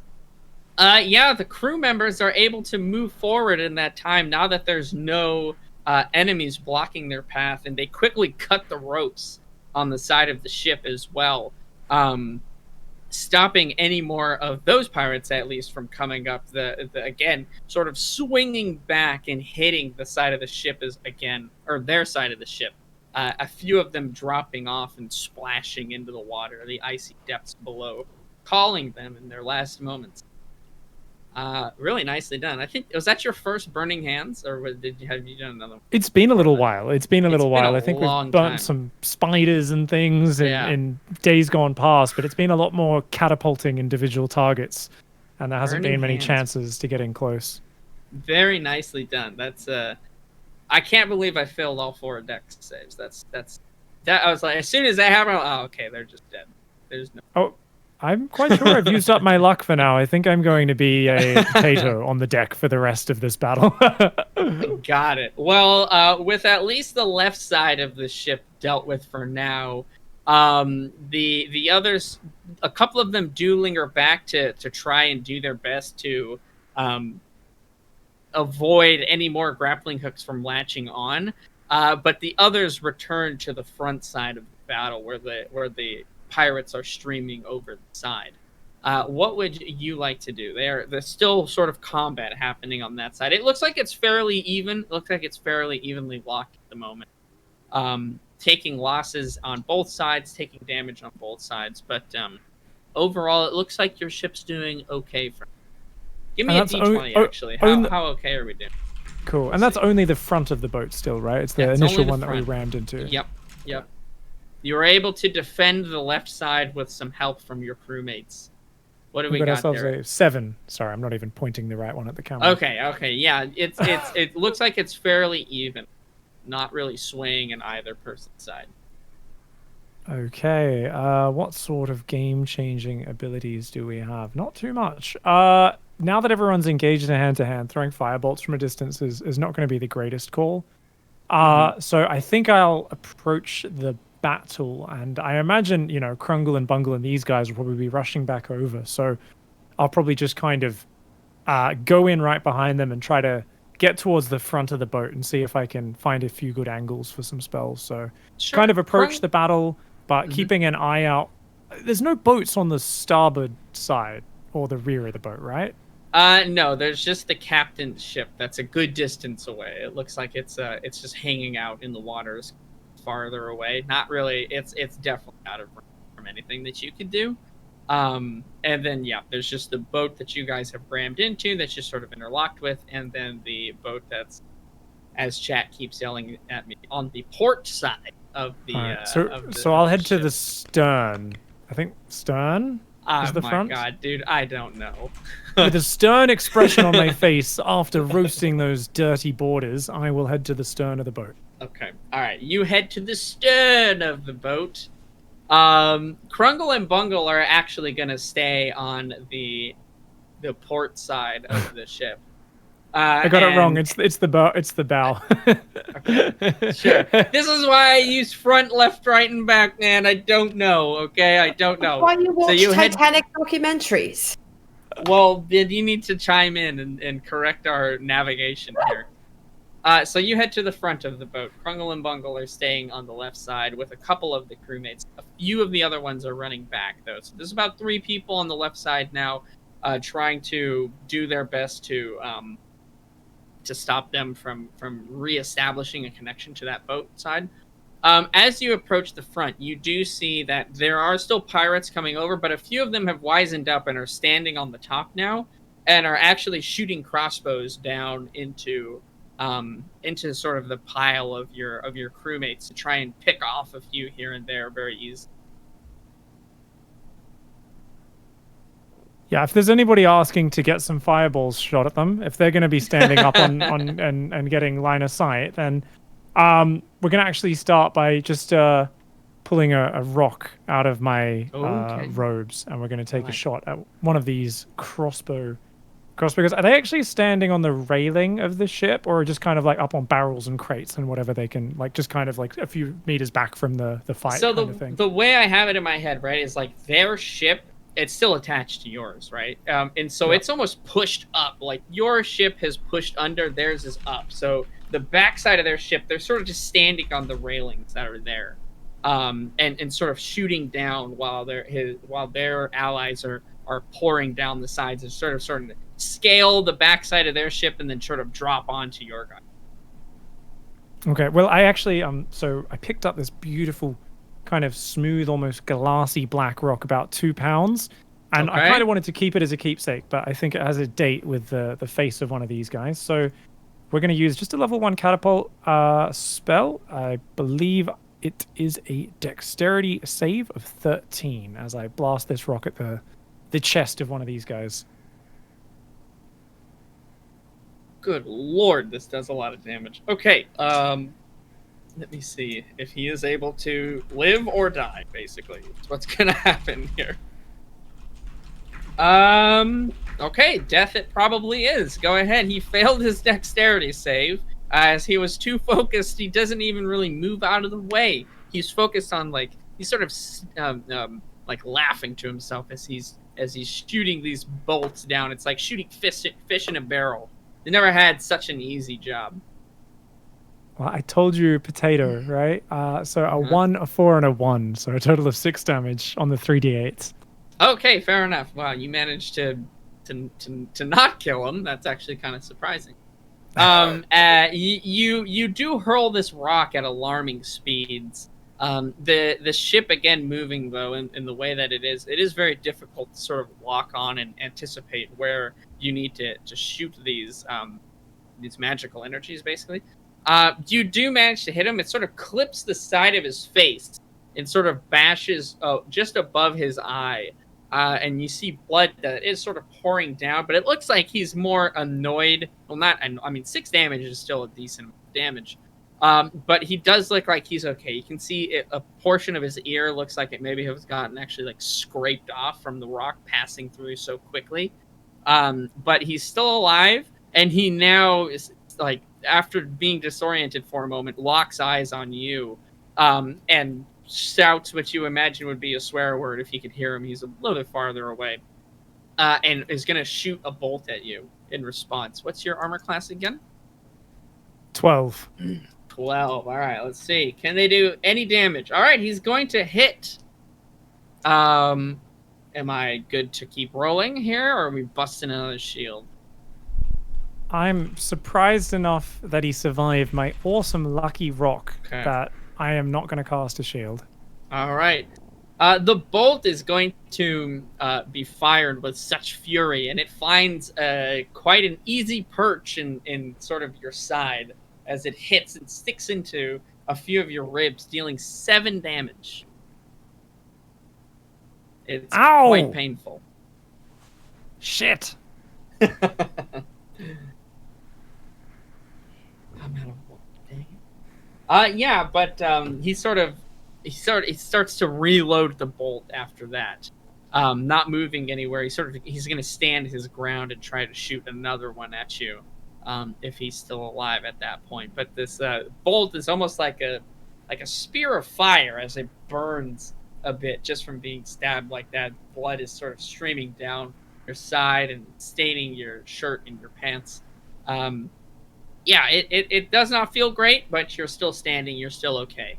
You're still able to continue in combat. Give me another D20. D20 roll. We'll see how your companions are faring in combat. 9. 9. Okay. The tides are starting to turn a bit in the favor of the enemy crew. It looks like sort of starting to pile on, as it seems like the stream of pirates is endless.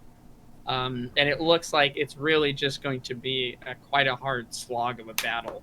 You're being pushed back a little bit further and further, having to give up ground, which is allowing for more area for the pirates. Captain Snicklefitz does look like he has sustained some damage, but his prowess in combat has proven to be very useful here. His swords are absolutely stained with blood, and wherever he walks is sort of a new corpse is added to the pile. Krungle and Bungle, you catch a glimpse of essentially one of his fire bolts that he pushes up against someone's face and casts, and sort of just the bolt of fire streams through it. And his corpse falls to the ground, sort of just shattering. And you see, once again, First Mate Rathian. He, again, more of a brawler, likes to single people out. He almost pulls them and throws them to the side when he doesn't have an active enemy, and does combat, a.k.a. beats them to death over onto the side of his ship by himself. That being said, your crew is definitely in lower number than the enemy crew. So you are starting to face a little bit overwhelming odds. We'll see. What would you like to do in this scenario? You have the one crossbow guy who is definitely locked on to you and is hell-bent on trying to prevent Nigel from killing him. Meanwhile, your crew does look like they're sort of getting slowly but surely beaten back.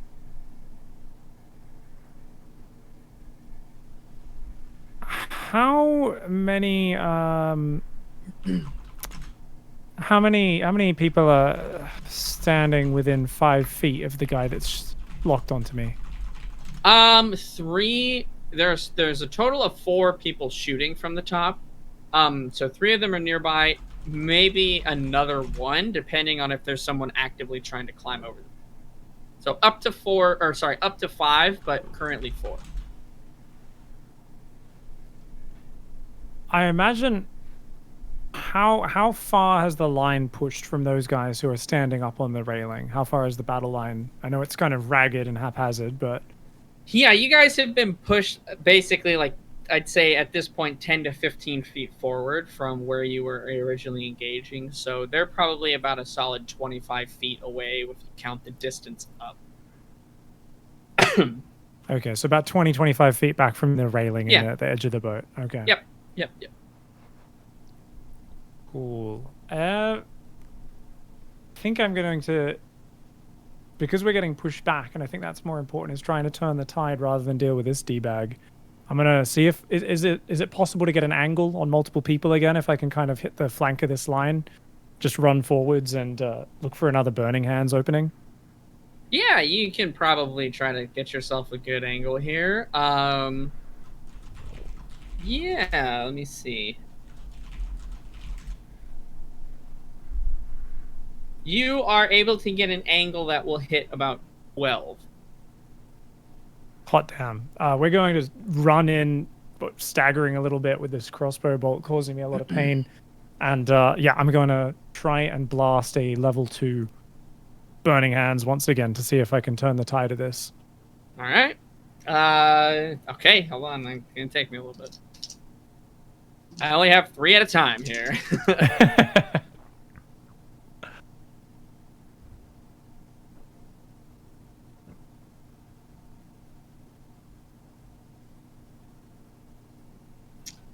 Okay. Of those 12, you have 6 that have failed and 6 that have passed. Some good saving rolls. Yeah, pretty All right. good. Better than the original 4. I'll say that for sure. So that's level 2 Burning Hands, which is, of course, was that 3d6, right? Oh, 4d6. Was it? 4d6, yeah. 4d6 on each. Okay. So I've got a 24 d6s. Let's go. All right. You ready to record? Okay, I'm ready. Go. First one, we have 3, 1, 5, and 5. Okay. 6, 2, 4, 3. All right. 6, 1, 3, 1. Okay. 2, 5, 6, and 6. Well, that one's just Okay. ashes. That one is not doing very well. A bit overdone, I could say so. Oh All my right. gosh, another 6. Okay. 4, 4, and 4. And is that all of Okay. them, or was there one more? So you need 1 more, and then you need to do 6 more after that, because they just take half damage. So it's Oh, the other ones just take half. yeah, they still get hit. They just take half of the damage. So 1 more for full damage, and then we need to do 6 more. And welcome to the Area of Effect Dungeons and Dragons Wayfarers show, everybody. 3, Okay. 2, so 3, 2, 3, and 1. Okay. And Okay. now these are the half damage. We need to Let's get you go. some more D6 so you can just bust out 4 at once. Yeah, 5, 5, 1, and 5.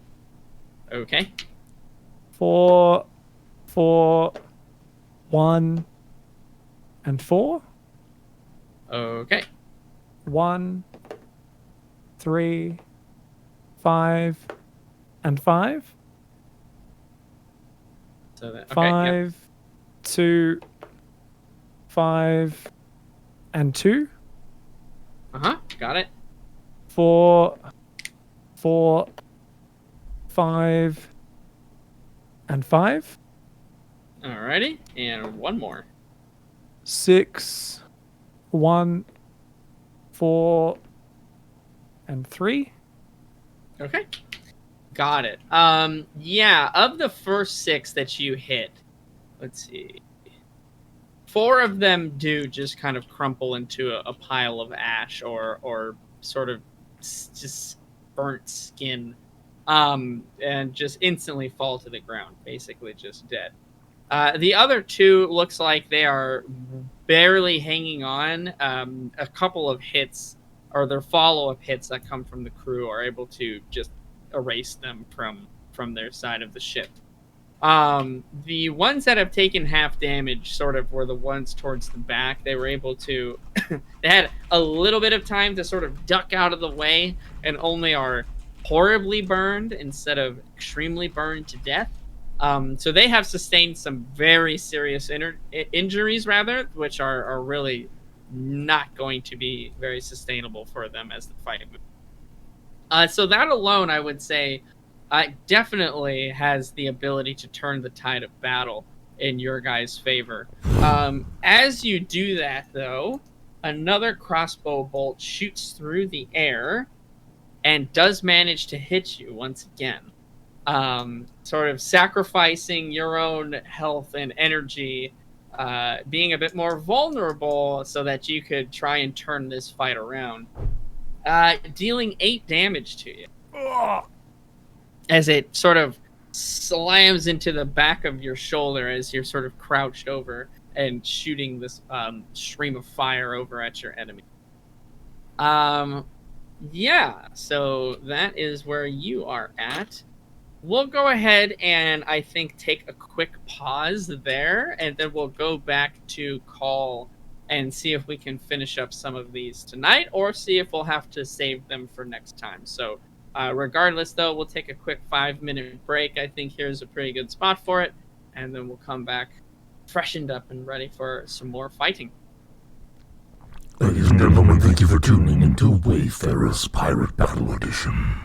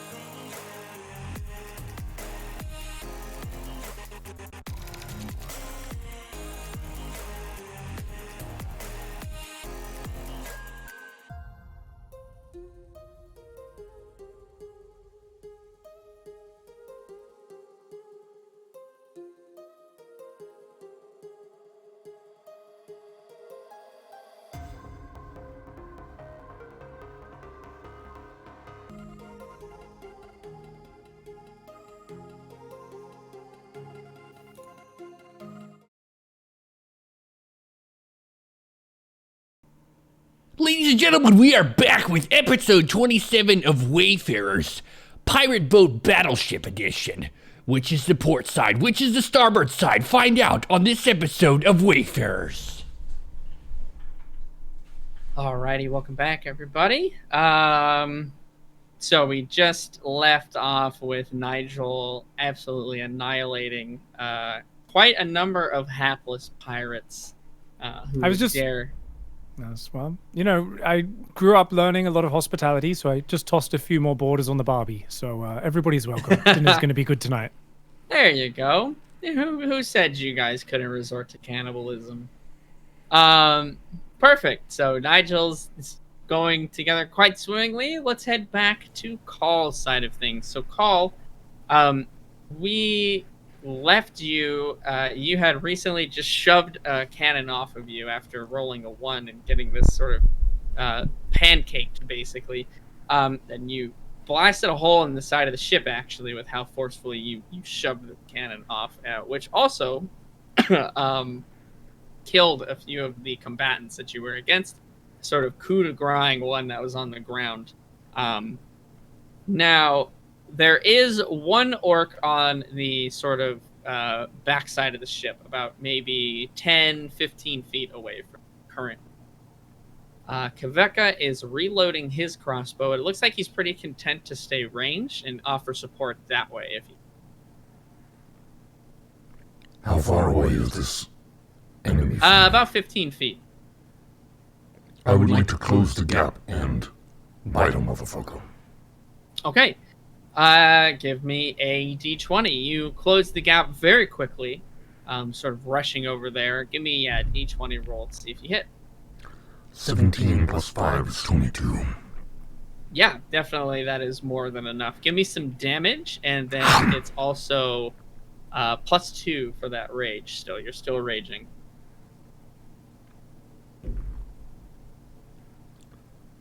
So the bite is a d8 plus 3. So it's a 4 plus 3 is 7, plus 2 for raging is 9.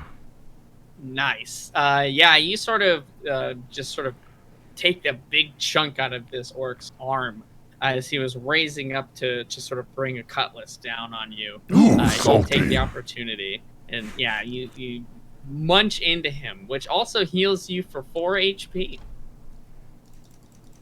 Nice. A little bit of Excellent. healing.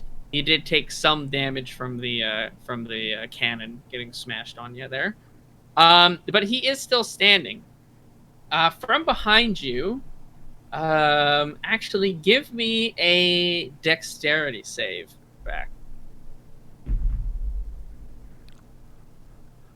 Natural 20 plus 3 is 23. Okay. Let's hold on a second. Yeah. That is going to be more than enough, in fact, as it looks like one of the bolts that Kaveka fired was actually careening towards you, which would be able to interact with you just because he shot it. The minute that he's not sort of connected with it, it does become real. But you almost get like the feathers on the back of your neck start standing up, and you instinctually dodge out of the way. The bolt does strike this orc like square away, almost just a bit below his neck here. Let's see how much damage he's able to do. Yeah, hitting him for enough damage for you two to actually bring down that pirate completely. So he sort of got slashed by that bite, and then a crossbow bolt just thud into his chest. And he sort of crumples to the ground, gasping a bit for air. His lung was sort of punctured in the process. Biggest, thickest, quickest bird with the king of teamwork. Yeah, very well done.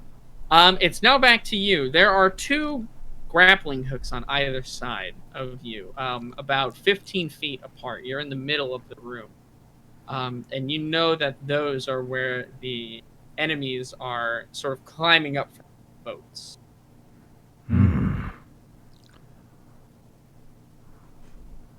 I'm feeling a little bit feisty, a little bit spicy. Could I bite one and cut it off? Yeah, you can. I don't know if you can heal but you could probably bite it. Rope has fiber. It does, but I don't know if you could just now start eating like wood and like random things you find and healing yourself. People eat wood This is the- chips. I think that's how he it ate a rock. works. He ate a rock nugget that he bit a golem, and he got healed from it. Therefore, I'm gonna say that it will not heal you, but you could cut it with your beak. I will bite it Otherwise, out of principle just... Okay. as a All right. raging bird. Yeah. Which one do you want, the right or the left? Left. Okay. The port you side. Run over to the left. Oh God. You run over to the port side of the ship and take the rope and bite into it, sort of pulling it up. You see that there are still people that are climbing up. Again, they fall down and clatter onto the boat itself, a few of them splashing into the water.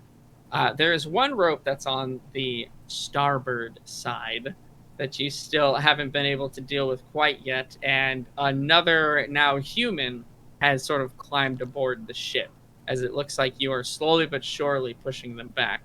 Kaveka will roll a d20 to see if he hits. Oh, he is not able to hit. His crossbow bolt goes quite wide, and actually it looks like his crossbow jams in the process. You've got to sort of restring one of the sides of it, or otherwise it's just he's going to have to abandon and get into the fray himself. He rolled quite poorly. The human runs to you, Call, as he's trying to buy more time for his companions to get aboard the ship.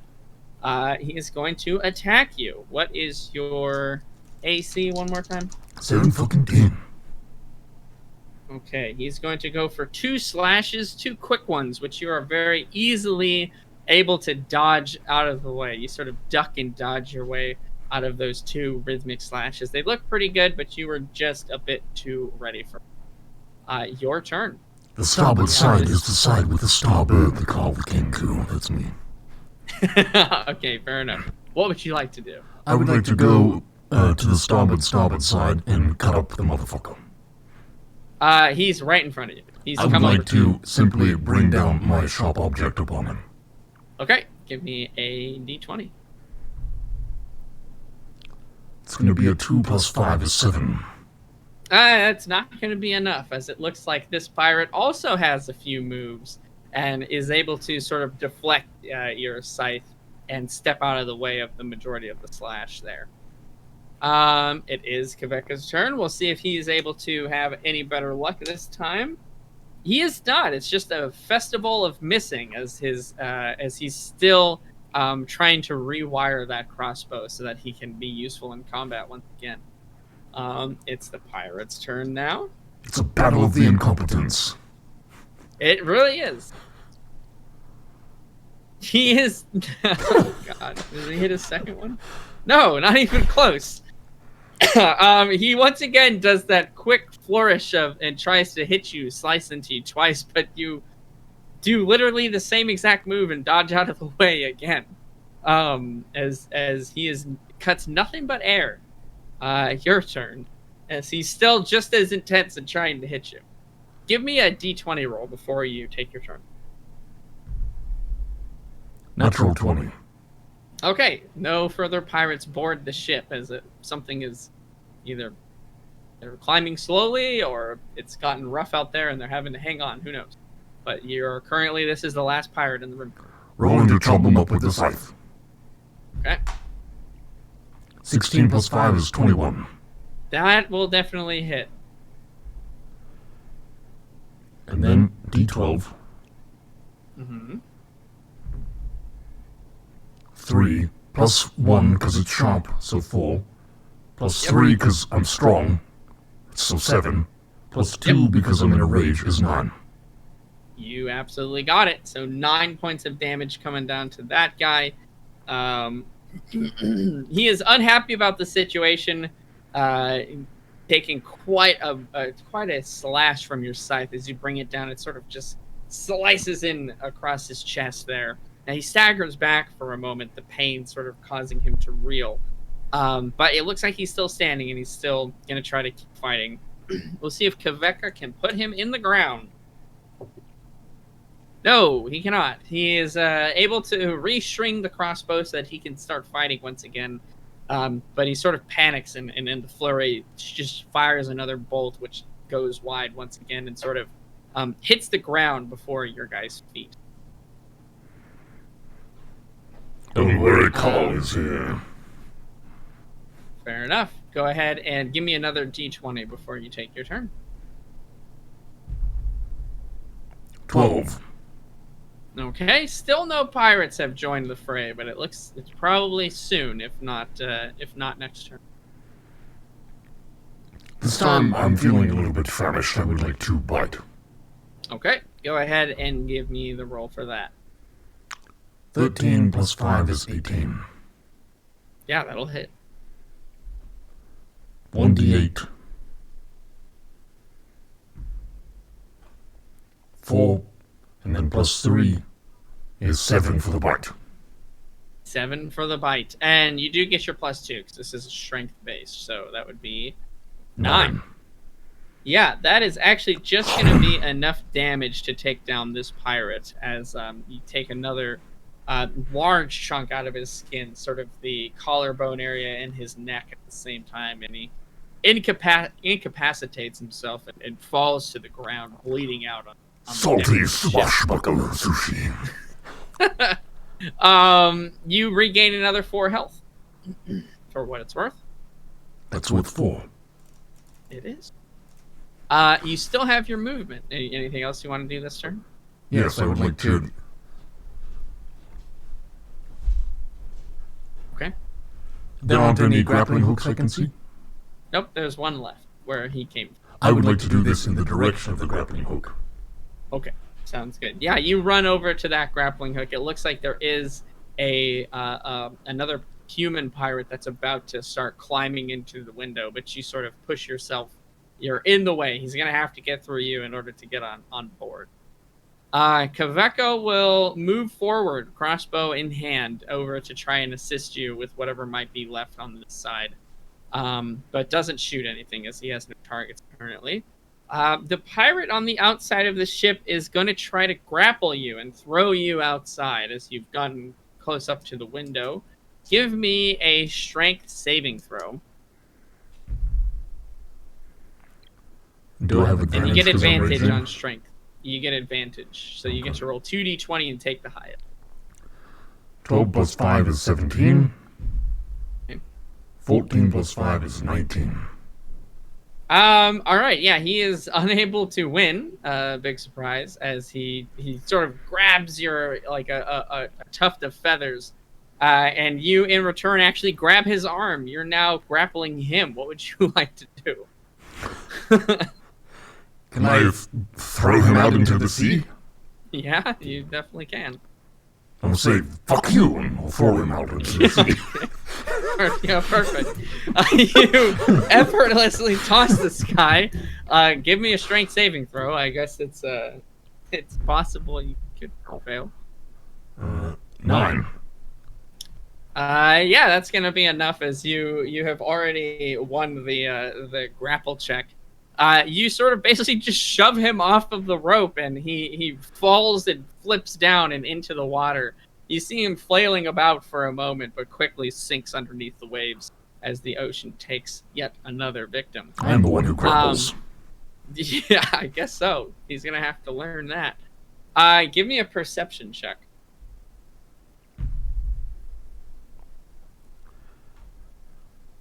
16 plus 4 is 20. Okay. As you do that and you sort of lean over the side, you see towards the left and feel you actually have to put your hands up on the railing so that you don't so you don't tumble out the window. The ship itself is actually leaning now towards one side. As you see over at the opening that you shunted that cannon outside, you've created a large enough hole. There's an ogre that's in a slightly larger dinghy that's like actually just climbing up the side with its nails and towards that opening in the side of the ship that you made.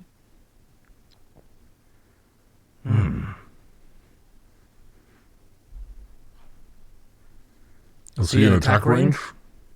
No, he's like halfway down the ship. You can't reach unless you jump out and like attack him that way.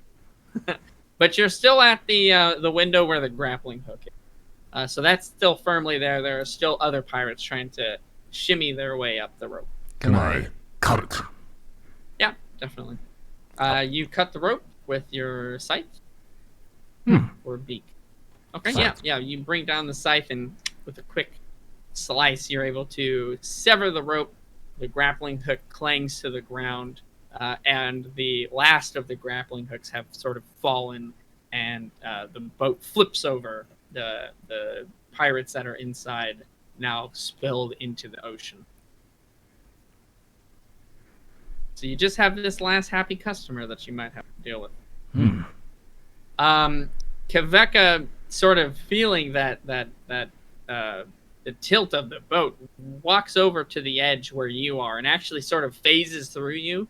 If you remember how the banishment works, he cannot interact with you. So he doesn't even know that you're there necessarily. And looks over. He sort of peers out actually and tries to shoot a crossbow bolt at him while he's climbing up.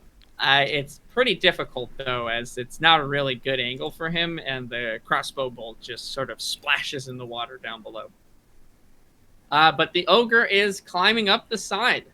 It looks like it's slowly but surely making its way in, as it's like pushing its nails and fingers into the side of the ship, making these almost like bowling ball holes where he's climbing up one by one, and then kicking his feet in so that he can get a good placement. You see that his boat down below was much larger than the other ones, and he was by himself. What would you like to do?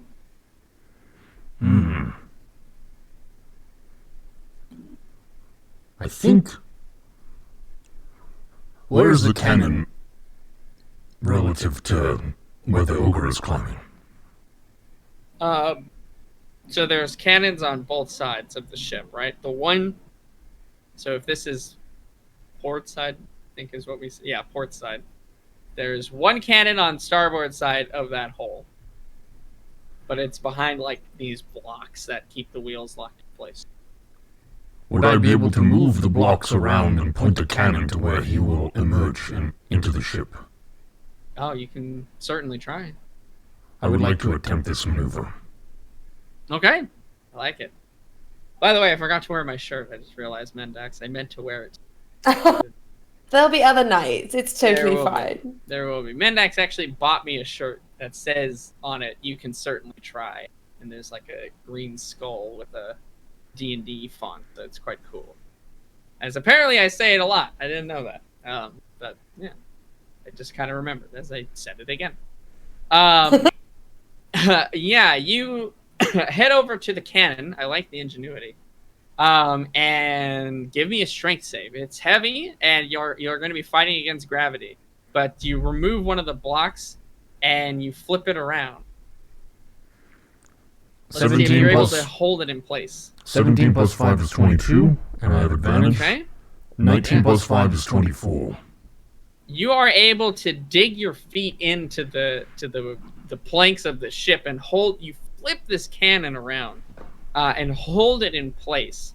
Kveka realizes what's happening and quickly runs to one of the cannonballs to try to load it as he catches on with what you're doing. Let's see if he's able to do so.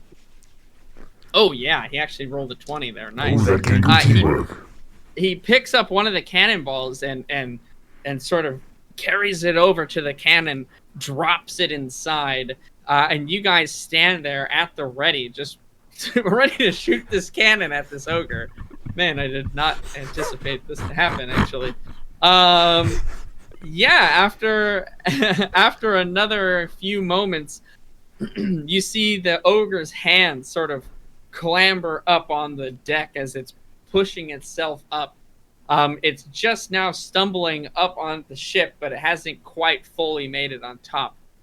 You have, the sparker at the ready if you want to shoot this thing. I don't know how much damage these do. Let me find out. But what would you like to do? I guess. I would like to prepare the action of shoot a cannon at an ogre from near point blank range. All right, sounds good. I don't know how much damage these do.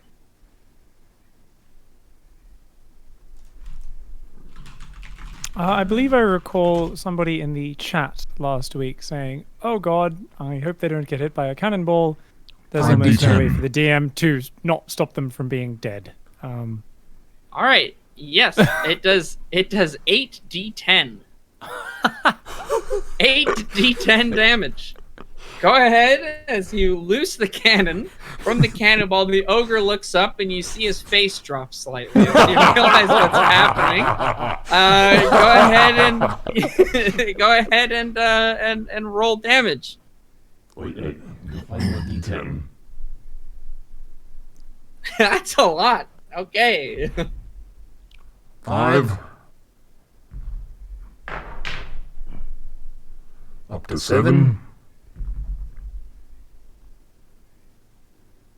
Up to 13. Up to 22. Jeez. Up to 26. Up to 34. Oh my god. 35. Oh. And up to 41. 41 points of damage. Okay, yeah, you, I think this is going to do a blast back as well. How much did you say? 45? 41. I think. 41. You deal 41 points of damage. This cannonball essentially just slams into this ogre who has not got his footing. He's not really on the ship even quite yet. He's like halfway in. He's trying to wedge one of his feet onto the deck. And you shoot this cannon at him, and it tears through one of his arms. Like it's like his shoulder. It hits the left side of his chest. His arm basically is just blown to smithereens off that side of his body. And he staggers back as that's what he was holding on to. You feel the ship kind of rock backwards as the force of the cannon blasts backwards. You do take 7 damage as the cannon sort of blasts you back into the wall as well. But the ogre loses his balance after taking such a massive amount of damage and his arm literally being blown off. And he's not able to stabilize, and he falls back into the ocean. You feel the ship rock back as sort of the weight is all of a sudden gone. And you see, as much as here as well, a very large splash underneath where on that side of the ship, and you see some water literally splash up like a cannonball hitting the water. Well done. You killed my mini boss in a single turn. I'm proud of with you. this Kenku synergy. All right then. I guess that's it for call. Well done. Good job. You give me a cannon, I'm gonna make a orc Swiss cheese. Or ogre Swiss cheese. That's a very smart thing to do, I must say. Let's move over now to Mendax. Now that Call has 0 enemies and has a bunch of cannons. Let's say, Call, what do you want to do now? You look over the sides of the ship. You see that there are no boats that are approaching or grappling hooks that are moving up. There's one boat that's rowing away with one person in it, and they're retreating back to one of the other ships. And as they're, dying is not worth this. They just saw their ogre just get shot by a cannon and pushed into the ocean. So he is not screwing around, and he is going to leave. Well, I don't think I have any... I have a superior healing potion, but what would my awareness of the ship situation be? I know people are fighting on the top deck. Yep, you know that people are fighting on the top of the boat. That's about it. I may as well go up there, no? Yeah, that's fine. You want to head up there? That's cool. Yeah. So you head up there. We'll say Kaveka... he'll actually say out loud, "Good work, Cole. That was some good thinking." As he gathers that was you who flipped it around. He'll say, "I'll stay down here to make sure that nobody else tries to come up to the boat. And if they do, I'll cut their rope so that they can make it to the top. And yeah, you can run back up to the top of the deck then. That's fine. Let's see, how much time do we have? Mendax, yeah, we can probably get through your next thing here. We'll see. You had just done this invisibility powder with Jeremy. You feel him grab onto your tail, and he's holding on very tightly. Okay, Jeremy. Don't get a little too tight there. Shh. Stay close and keep quiet. Oh, all right, miss. Whatever you say. I said keep holding quiet. on. Okay, so now we're going to try to make our way up the stairs, out of the stairwell we're in, and head up towards the top deck. Yeah. Go ahead and roll me a stealth check. Okay. With advantage, since you're invisible, and I'll do the same for our friend Jeremy. Oh goodness. Okay. Well, that first one's shit. So it's okay. Okay. So it's a 15 plus 5, 20. Okay. Yeah, sounds good. Jeremy has done his stealth check as well, and he rolled a number. So that's good as well. Yeah. Let me know what you're trying to do here. So you open the door. Are you like enough to get through, or what's just enough to get through? Yes. Okay, so you crack the door open just a bit so that you and Jeremy can fit through. And yeah, you're through. You're in the room. You can see there is like I said, a variety of crates and barrels that are scattered around.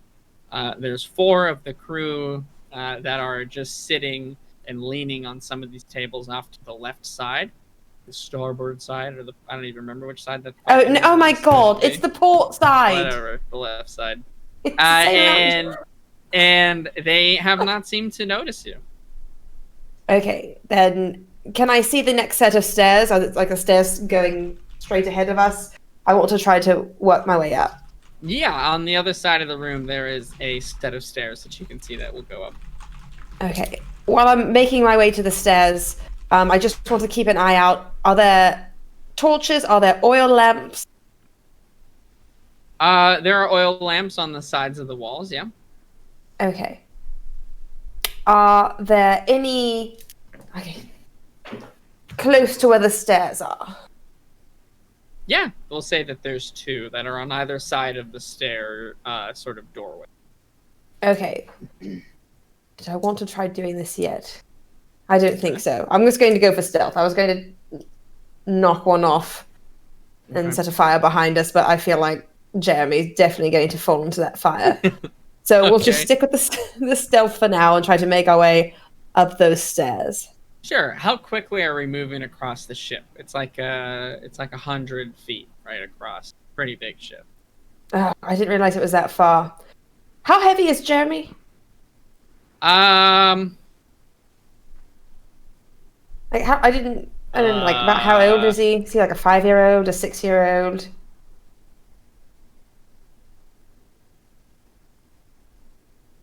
He is about 60 pounds because he's 9. Damn it, Jeremy. I thought he'd been starving in the bottom. Goodness. True. Okay, he's like 52. He's like 52 pounds. He's pretty lanky. He's skinny. All right, well, I'm not going to pick him up yet then. It's still a bit heavy to be carrying him around when I don't have to. So we're going to just not sprint our way over there, but quickly while still being quiet. Okay. So you're taking your time. You are the essence of quiet and stealth, as you have done this many, many times before. Jeremy is less so, we'll say. You can tell, I mean, the ship itself is making some creaking noises just on its own as it's settling and rocking back and forth in the ocean. But you know that Jeremy is also making noises. His feet are not that silent. He's sort of flat-footed, if you will. And he is creaking on a few of the floorboards. At one point, some of the pirates over on the port side of the ship do look over in your direction, thinking that there's something like maybe a mouse or something scurrying around. But after they see that nothing's there, they don't. They kind of go back to what they're. But yeah, you know that Jeremy is not very sneaky. Okay. So have we made it to the stairs? Are we closer to the stairs? We'll say you're about halfway through. Okay, we'd like to keep making our way towards the stairs then. Okay. Let's see. Okay, Jeremy's stealthiness has improved just very slightly. The boards do continue to creak and groan as he walks through every now and again, but for the most part, he is able to make it through. You make it through the stairs. You still feel Jeremy gripping your tail. Okay. Is the door open there, or is the door closed there? It's open. There's no. It's Okay. not. There's no door there. Oh, It's just a kinda doorway. Yeah. Okay, then I'd like to take me and my stupid little street urchin up the stairs. Okay. You walk up the stairs and take a few steps, rounding the corner, and you see that coming down, maybe 2 steps in front of you, there is a pirate. Looks like he is relieving the next crew. He has a lantern in his hand and a gruff look on his face. He's like we'll say he's a dwarf, but he's like smack dab. He's like right in front of you. What do you do? I'm going to. How tight is the stairwell? Is enough room for 1 person at a time. Okay, then if he's right in front of me, I think I'm going to have to stab him with my rapier. Okay. Definitely you would get sneak attack here. Do you have any other bonuses that can help you out in this time? I think you pick. Yeah, you're an assassin. You should be able to. Yes, I mean I have sneak attack, and then I have assassinate as one of my. There Let we me go. see. Yeah, assassinate and sneak attack both will help you. Good luck. Okay, so which means I would have advantage on this, right? Correct. He's not attacked yet. So Got it. advantage. Okay. Going for the stab. Come on, stabby McStab stab. I got a 14. Okay. That's just the D20. Yeah, you have advantage as well, so you actually get 2 okay. D. Yeah, because so assassinate works. You have an advantage on attack rolls against any creature that hasn't taken a turn in the combat round yet, and any hit you score against a creature that is surprised is a critical hit. So long as you hit this guy, you will crit hit. Okay. So, but you Then- do get advantage, so you can, you might as well take the bonus because you have it. I literally got 14 both times. Okay, well, lucky for you, that is enough to hit him. So, this will be a critical hit, which let's see. You're going with the rapier, right? So that'll be 11. Let me see something real quick.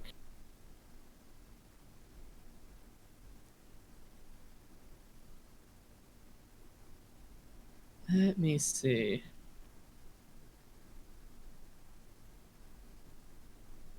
Yeah, you do. I think you do get sneak attack bonus in there as well. So that would be 11 plus 12. So that's 23. And then you get to roll all of that again. Wait, I get to roll all of the damage again? Yeah, because that's how critical hits work.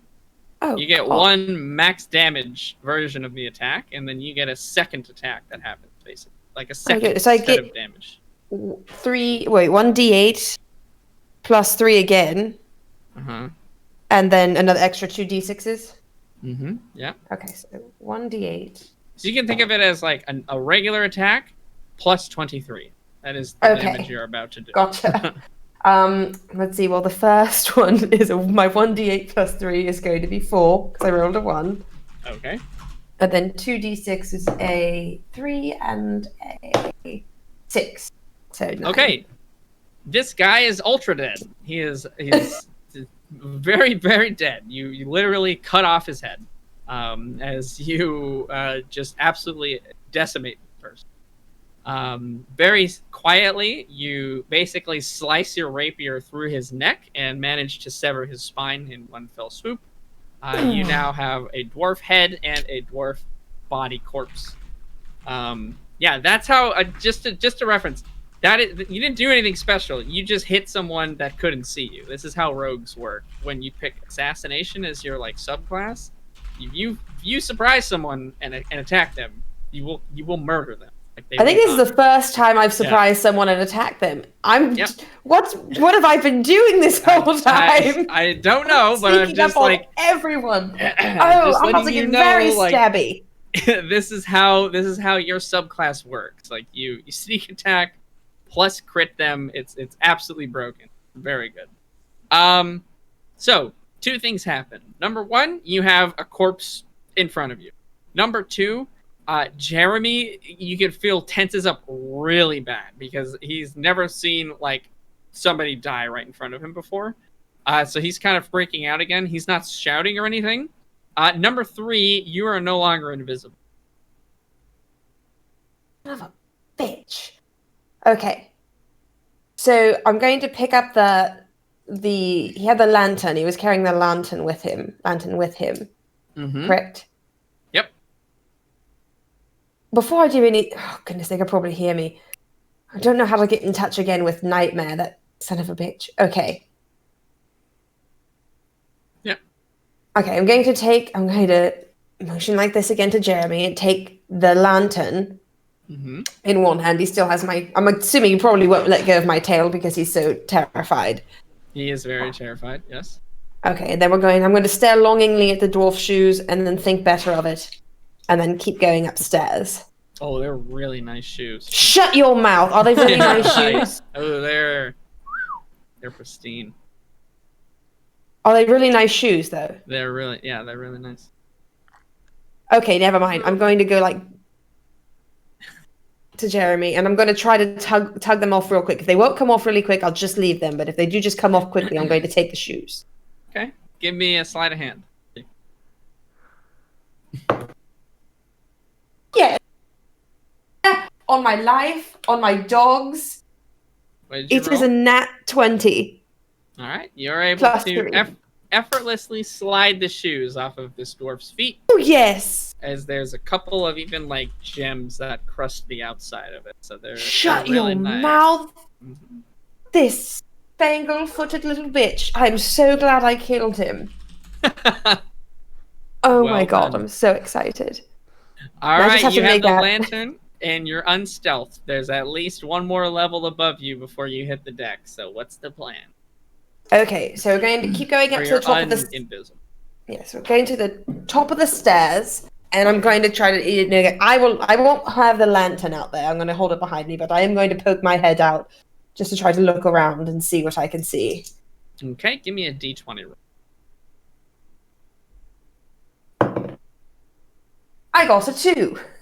Okay, there are luckily 2 people in this room that are manning the cannons. Again, there's not really any need to be on this level of the ship. You're in now the cannon portion of the ship. This is like similarly to the Rotten Handmaiden, the ship that you arrived on. There's an entire level dedicated to housing the cannons, the cannonballs, the gunpowder, all that stuff. There are 2 of them that look like they're looking outside of one of the cannon sort of windows, trying to see how the fighting is going and talking back and forth. Doesn't look like they're turned towards you at the moment. Can I see where the gunpowder is stored? Sure. Give me a...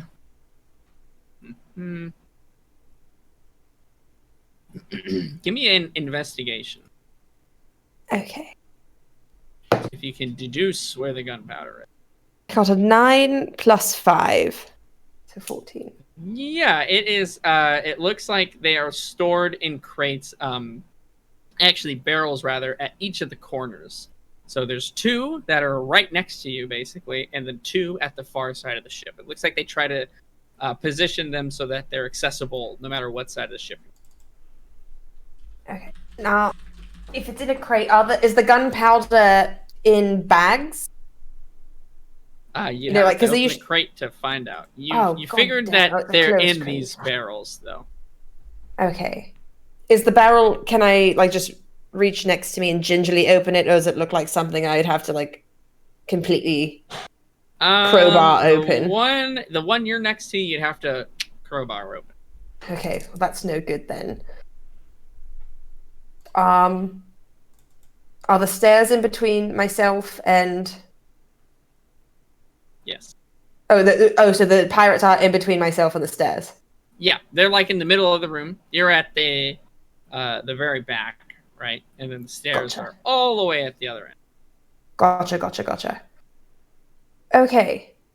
Then I'm going to turn around and pry Jeremy's fingers off of my tail. I'll go in like this. Miss, you said don't let go. It's okay. Shh. Alright. He'll let go, but he's kind of like grabbed your hand now. He's like scared. Okay, no, Jeremy. I need both hands. I need 2 hands for 2 people. I'll be right back. Close your eyes. And inside your mind, count to 50. Okay. Don't, Miss, please don't leave. Can't we just go through? They're probably going. Are you going to be quiet? I'll try my best. I don't want. No, I need a yes or no answer from you, Jeremy. I don't know. I'm trying my best. Yes, I guess. All right, Jeremy, but you cannot hold my hand. Just stay close. Right. Okay, so we're going to try sneaking through a bit. Okay. Give me a stealth. Hey, Jeremy. No advantage though, just like a regular. 17 plus 3, or no, plus 5. Sorry. Yeah, you're doing good, and it does seem like well, and sound like actually Jeremy's caught on a little bit. He's a decent bit more quiet than he was the level below. He sort of maybe calmed down. The adrenaline's not pumping as hard. He's still definitely not in his element. He's not a fan of what's happening around him, but he's doing it. But yeah, he's staying relatively quiet. You don't feel him, so you're just trusting that he's there, essentially. But yeah. Yep. You don't hear him either. So you assume he's either really good at stealthing or he somehow fell over the side of the ship. Either way, I'm okay with it. Okay. What's the plan? So the plan is to try to keep moving up to the next stairs. Just try to sneak past the sailors without them seeing us and make it up to the top. Okay. Let's see. As you approach forward, one of the sailors does sort of shift around and sort of lean back and stretch a bit. He's not really looking out the window anymore. Is there anything you want to try to do? He's How sort of close- looking at the front of the ship, not the direction you've come from, but he's not looking out the window. Close am I to them? You're about 10 feet away from. Okay, then I think I need to stab him with the rapier. Okay, sure. I can't move forward to the front of the ship if he's looking towards the front of the ship, so... Fair enough. Yeah, give me a D20. I got a 16. That'll hit. Give me a critical damage. See if I can get another 1 on my D8. Oh no, I got a 7 plus 3, so that's 10. And then a 6. And a 1. I still got a 1, so... So 17. So 40 points of damage to this one guy. Yeah, you stab through and essentially gut his heart. You stab right through the back of his chest and through his heart. He dies instantly. Give me a D20 roll. We'll see if he makes any noise. 8. Yeah, he goes, ugh! Which relatively for how much noise you can make when you die is pretty low, but it is enough noise to get his friend's attention, who sees a rapier pierced through with blood dripping off of it, which you sort of shake and now his corpse falls to the ground. He looks like shocked for a moment. You have 1 round of surprise. 1 round. I can attack him then. You can attack him as well, yes, but you will not get your insta crit because he does see you. I got a 16 on that one. Okay, that is a hit. Keep in mind so it's a little complicated, but if they haven't acted yet for that round, you get advantage on all of your hits. So I would have had I get advantages on that one as well, but I don't really need Correct. it. Okay. Well, yeah, I mean, Well, but I think it's a 20, but here's the yes. thing: you can get a 20, exactly, Yes. right? So you always, if you can roll more, you should. Okay, yes, but I got a 4, so Okay, not, well, then there you go. I'm going to ignore One of that these one. days, you'll get a 20, and One then, of the- it'll be great. It will happen. Yeah, you hit him. Okay, so my D8 is Uh. 3 plus 3. Okay. Oh my And- god, this is so broken. Okay, you get sneak attack on this guy, even though he knows you're there. The reason for that is because the way sneak attack works is if you have advantage on your roll, you get sneak attack. So you have advantage, so you get the extra 2d6. They really fucked up rogues in 5th edition. They can just Is this like when you're playing Skyrim or whatever and you get the max stealth and you're like Yep. running around in front of them and they're like, yeah, basically. hey, is there somebody here? Pretty much. Oh my god. Okay, so I Oh, got. I heard something. Must have been the wind. I got a 3 on my D8 and then the plus 3, so 6. And then Okay. on my 2d6s, I got a 2 and I got a 5. So that's So 15. 7. Yes. Yeah. Okay. Yeah, that's actually like just enough to kill this guy. So you basically walk up to him as quickly as you can and slice his throat, preventing him from shouting, blood just pouring down his neck, and you push him backwards and flip him out of the boat, which makes a splash. Perfect. Can I see? Well, one, I feel like this is like now that I have Jeremy with me, it's like when large dresses or cars fall on children, and then the mothers get all that adrenaline and they can lift them up heavy. I think I'm just a very motherly assassin. Are you asking if you can lift him? No, I don't. I mean, I'm Oh. eventually going to probably have to pick this little shit up potentially. Couple questions. One. Okay. When I'm looking out of here, are any of the enemy ships still floating, and are they in the line of fire from the cannons that we have here? That's a good question. Give me a d20.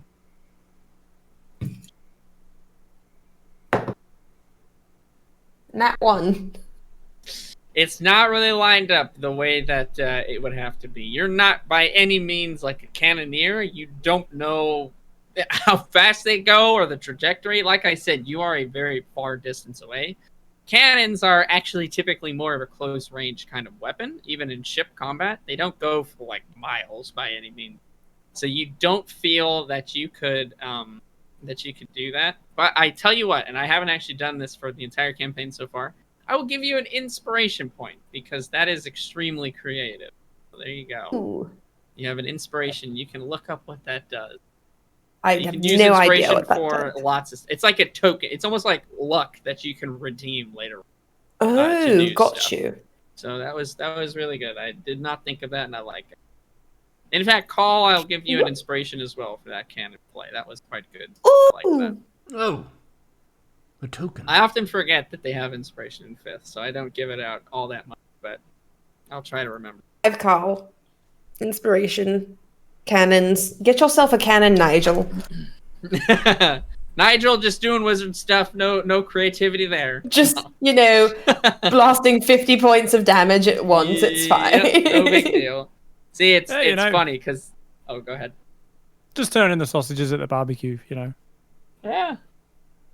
All right, Mendax. So you determine you probably cannot actually shoot a cannon in such a way that it will hit one of these ships, but you do see the Rotten Handmaiden is sort of connected and rammed into one of these other ships.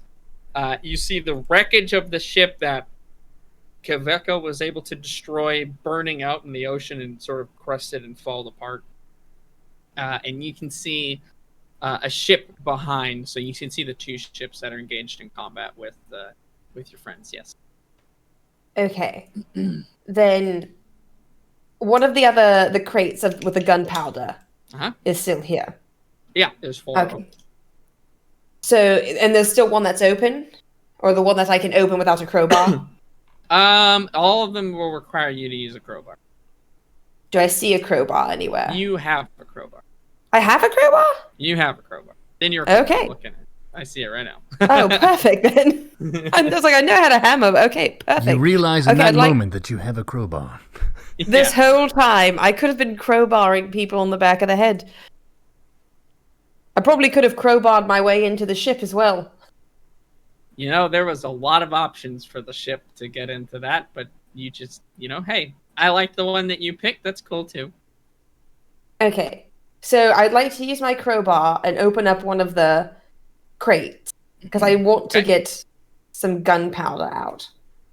Okay, you do. They are in bags. They're like in... Perfect. They are in bags so that they can be easily just cut open and filled into the cannon. Okay, I'm going to take 4 bags, and I'm going to take 4... I'm guessing that in the cannons they have the wicks at the top of the cannons to light them. Something like that, sure. It's not quite... Well, yeah, okay. We won't get into it. Yes, there are wicks there. There are things you could use for wicks. Okay, perfect.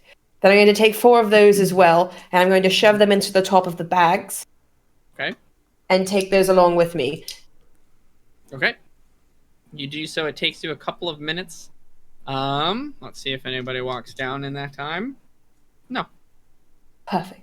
When I'm looking out of the windows on either side, do I see the dinghy that I noticed before? And if I do, is it above me or below me? The dinghy is above you. You look out on... I think it's starboard side, the right side. The right side. Yes, you got it. The side that's not facing the other ships. So it's just facing the ocean. Yeah, you see the dinghy. It is above you, probably about 10 feet. You know that if you go one more floor up, that will be the deck of the ship. And the dinghy, you can kind of triangulate the position of it. It is somewhat. It's probably about 15 feet from the stair. That is what you guess. Okay. All right, I'm going to go to Jeremy. I'm going to clasp his little hands, his dirty little shit. You can't see him, just FYI. He's invisible. Oh, he's still invisible. I thought you were both. Yeah, neither of us were Jeremy is invisible. Only the person who does the action. Because I attacked. He hasn't done anything. Okay. Yeah, you attacked. Perfect. Okay, Jeremy. Jeremy, are you here? Yes, miss, I'm still here. I'm quite proper frightened, though. It's okay. It's almost over, Jeremy. We have one more floor left. We need to get to the boat. All right, that's what we're going to do. It's not far from the stairs. Now, you might need to make a diversion up on top. When we get on top. If that happens, I may need to use this lantern to light these bags and throw them off. But we are going to focus on that boat and getting out of here. Do you understand me? Yes, I understand. Get to the boat. That's right. Should If nothing else... Should I grab onto you again? If you'd like to grab onto my tail for now, that is okay. When we get to the top, if anything happens, you let go of my tail and you jump in the boat. They cannot see you, so you will be safe. Jump into that boat because that's where I will come to look for you. Do you understand? Yeah. He goes. He nods his head, which you can actually see now because he is not invisible anymore. Oh, we took too long. But he doesn't okay. seem to notice that. I won't even tell him because that would just make him more scared. Okay. Let's go. All right, miss. You got it. And he'll grab on your tail again. Okay, so we're going to head up the stairs. And same thing, when I get to the top, I'm going to be the one that sneakily kind of looks out to see what I can see on the top deck. Okay. Yeah. You crack the door open and kind of just try to peek around and see what's up there. There's probably at least 40 people on the top of the deck of the ship, just at various stations. One of them actually passes in front of the door. You kind of dart back very quickly, but you don't think you've been seen. But there is a lot of people up here. God damn. I do not know how I'm going to get Jeremy off this fucking boat. I would love to just blow it up.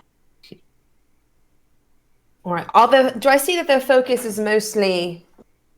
It's on various things. They're not all looking at something. They're literally all just scattered around. You figure as soon as you open this door, someone will notice you.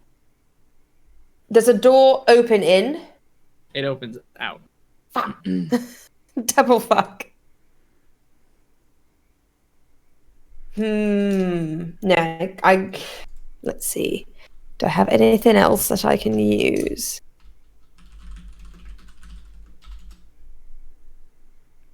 Do I notice? I don't think there's a way we can get up there and get through without being spotted onto that dinghy. Not that way, anyway.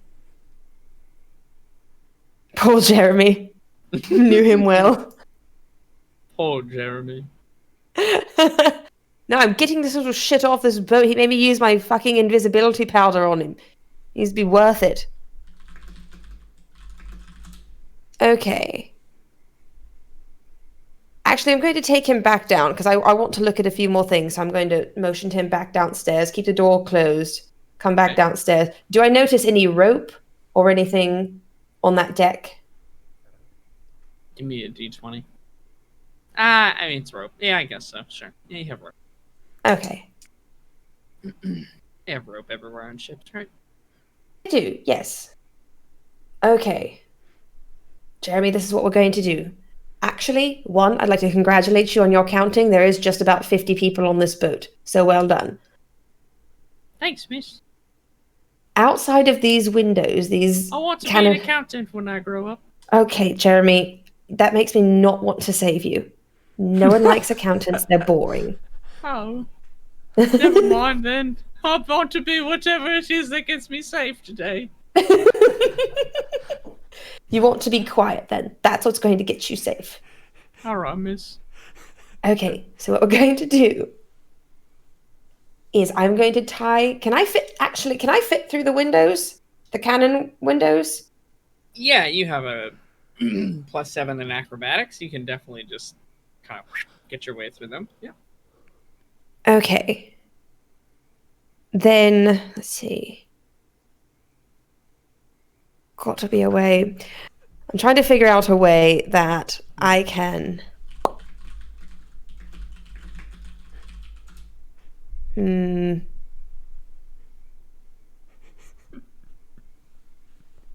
to think if I can figure out a way that I can climb up the side. It's 10 feet. Yeah. Can I jump 10 feet? You can try. You can certainly try. Yeah. If I can jump 10 feet and I have a rope around his waist and a rope around mine, I could pull him up into the dinghy after. And then... No, but it's almost impossible to cut the dinghy ropes on each end at the same time. How is this dinghy moored? You look out the side, it's like 2 ropes that are meant to lower it down. God damn it. All right, this dinghy might just be... This might not even have... I don't know how the fuck I'm going to save this child. How the fuck is one person? He's fairly useless. He can't lower rope. We're going to have to give it a go. This is the best way I can try it. Okay. Jeremy? Whatever you want. Or... What are you thinking? Talk me through it. Okay, I will try to help you if I can. I have like 2 options. One, because I think I'm still probably okay in the water. Nightmare didn't know I was going to fight. I can't guarantee it, but I'm probably okay in the water because Nightmare hasn't come to find me to give me another potion or something like that. I haven't noticed him hanging around on the outside, so I assume that he would just assume that I would get in, place the things, and jump off. So he doesn't know that I found this child. But the child can't land in the water. So if I blast a huge hole in the ship, it's not going to save Jeremy. He's just going to die. Yep. So the dinghy is the key, or either the dinghy or I somehow convince everyone else to get off the ship. Okay, yeah, okay. Which I don't think I can do. I would say your first line of thinking seems to be the most correct, yeah? Yes. So, yeah, anything that I do with the gunpowder, if I use a large amount of gunpowder, then they're going to see it, or that it's going to blow a huge hole in the ship, and then Jeremy's going to die, most likely. No, I mean, no. You would know. Gunpowder is almost more of a when it's not contained in like a barrel or something. It's more of a fancy firework. It makes a lot of noise, but it's not like dynamite, right? The things that make explosives dangerous is it's contained, right? This is just loose gunpowder. Oh, gotcha. So just start So a nice it's not big... gonna like it's yeah. One bag of this is not gonna blow the ship up, even if you. Oh no, not the bags. I meant like my other train of thought was, what if I make make a line of gunpowder all the way up the stairs, and then once we go out, throw my lantern down onto it, and hopefully the pirates see the fire going back down the stairs towards the gunpowder and chase that instead of us at the dinghy. I think that you are thinking the right direction with the gunpowder, but that sounds maybe a little needlessly complicated. At the same time, you have wick material, right? I do have wick material. Yeah. I've got 4 of them. We might just have to take our chances. I mean, Jeremy might die. I don't even know this kid from Adam. He could grow up to be a serial killer. Who knows? Yeah. Okay. You tell me the plan, and I will tell you what happens. You don't have infinite time, though. There are people. No, I do not have infinite time. Okay, so what I'm going to do is I am going to make that line of gunpowder up the stairs, but I'm going to also pocket 2 more. So I'm going to have 6 bags of gunpowder and wicks if there's that many. I don't know how many wicks are in the cannons. I'm assuming a 40-foot tall galleon would have more than 4 cannons. So not to be a stickler, but you start doing the stairs, and you realize that each level of step, there was an interruption. That's so true. Okay, never mind. Okay, that won't work. Fuck it. I'll just make sure there's a big pile at the bottom of the stairs after I throw my lantern down there, then we'll do that. Okay, so your intention is to like catch the ship on fire. I'm going to run up to the top, I think. Okay. And we're going to have a few of these things lit with the wicks in my hands. Okay, yeah, I like to that. cause a ruckus. I'm Yeah. going to throw the rest of that lantern down below to start a fire below, and they will really need to focus on that and the ship not sinking more than they would worry about a little boy getting away. I would hope. That's what I'm going for. Okay, I like it. Let's execute. Let's go. What are you doing? Okay, we're going. So you light several bags on fire and then throw your lantern down, bust open the door, and throw these bags across the boat, right? That in the opposite direction of the dinghy. Right, okay. Yeah, so you you sort of relay the plan to Jeremy, at least a bit. They say like there's going to be explosions so that he doesn't just like, I don't know, jump off the boat or something. And he sort of, nods his head, and you go about, you quickly light these fuses, and then in one fluid motion, you like bash the door open and throw the lantern back down the steps. As soon as you bash the door open, you notice you actually hit someone who was walking by, and they fall to the ground. And then you toss these bags of gunpowder across the boat. They land, continuing to light through that fuse and explode. Really loud, really sort of, large amounts of smoke, big flash, all sorts of stuff. You can hear definitely people are freaking out. They're scurrying around. In that moment, you run over to the dinghy that's over there. There's only one person that's really in your way. What do you want? They're like stunned and dazed. They don't recognize that you're not a part of the boat. They don't attack you. They're sort of looking over at the explosion. What do you want to do? Are they close to the railing? They're like right up next to the dinghy. Okay, well then I don't want to push them because they might land in the dinghy. So I'd like to stab them with my rapier. Okay, give me a d20 with advantage because they haven't gone yet. Yeah, I got a 17 and an 11. Okay, you hit, and then you also get sneak attack, which is absolutely just crazy. 8 plus 3 plus 2 plus 3. 13. You stab him, and deal quite a bit of damage. He's not dead, but he looks like he's like pushed on the ground and is bleeding, and he's in a lot of pain. He doesn't know what's happened. You can hear in that moment as well people running around saying, "We're being attacked! We're being attacked! Quick, get to the cannons!" And as they sort of say that, you hear a large explosion down at the bottom where the cannons are.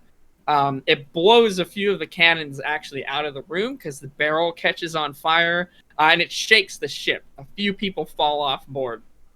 Make a dexterity save to see if you can save Jeremy from falling off the side.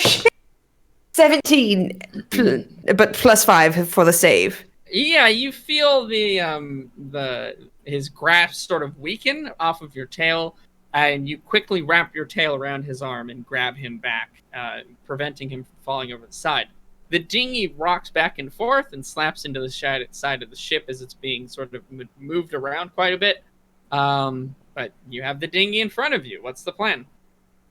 I'm going to have myself and Jeremy jump into the dinghy. I'm going to explain to him, like, we need to lower these ropes at the same time. He's 9 years old. He should at least be able to do that. He gripped onto my tail tight enough. He should be able to grab rope. Okay. Sure. You pick him up and toss him in the boat and then jump in yourself. Give me, yeah, sure. Give me an acrobatics. Let's just make sure that you don't fuck that up. I got a 12 + 7. All right. 19 is going to be more than enough. You jump in and you instruct him to grab onto that rope. He's sort of freaking out because there's like loud explosions and pirates everywhere, but he does what you say and he unwraps it and he starts to unravel it as fast as he can. At the same time, you do the same. You are definitely a lot faster than he is, so you have to slow down just a little bit. He's going as quick as he can. You see that. But fairly quickly, you guys drop and smack into the water. What's the plan? Are the ropes then loose, or do I need to cut the ropes? They're still attached to the ship, but you can either untie them or you can cut them. I'm just going to cut them. I feel like that would be faster. Okay, yeah, you cut them and easily carve your way through the rope. You have a few oars that are there, and I assume you start rowing away as fast as you can. I am going to start rowing as fast as my arms can take me. Probably not as fast as Nigel can row, but, still pretty fast. Yeah, Jeremy has sort of fallen back and is leaning back against the ship and looking back to the to the ship that you guys were just on. And you put a lot of distance between you and the ship. After maybe another minute or two of rowing, you feel you're still definitely going as quick as you can because you want to just get out of there essentially. But like another 2 minutes go by and you're not quite back at your ship yet, but the ship explodes. You see that large explosions sort of detonate at the bottom of the ship. On the front of it, or the whatever the heck, on the sides of it, basically, the 2 charges from Nightmare go off, and the ones that you placed inside also explode. The whole ship sort of just almost falling for a second. As the entire bottom level is just decimated. Wood and splinters just kind of shoot through the air, and you can actually feel a little bit of dust settling on the dinghy that you're in. It's like C4 just went off. It's like, well, not C4, but like TNT just went off. Blue C4. Boat. I don't think C4 is like actually a low explosive, if I'm not mistaken. I don't think it does that much, but like TNT, dynamite, those are more large boomy. TNT dynamite. Exactly. But yeah, the ship itself capsizes and falls over and begins to sink into the ocean as you row away and towards the Rotten Handmaiden. Excuse me, I have a quick question. Yep. Mendax, do you look back at the explosion, Mendax? Never. Good. Never. Although I think technically I'm looking at it already, so I don't look back at it because I think you have to look in the opposite direction that you're rowing. So I have to be looking at the ship to row away from the ship. Seems legit. So yes. Yeah, your mission is Also, complete. yes. And you row back to the Rotten Handmaiden, docking up on this side. Well done. Jeremy is safe.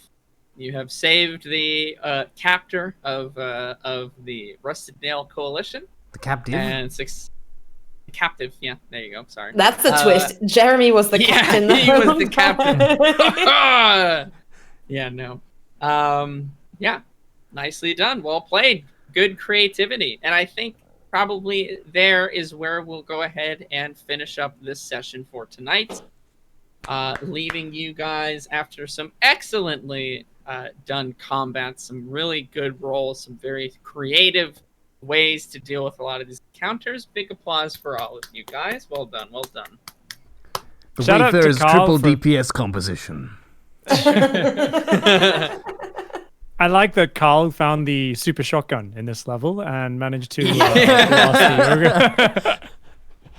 That was insane. I was like, yeah, you know what? That would be a really good way to deal with this mini boss character I had for this guy, but okay. Well, you asked me what would you like to do in a way that made me think, well, you know that I scythe a bite, but now that you ask. Hey, I just line them up and you guys knock them down. How about that?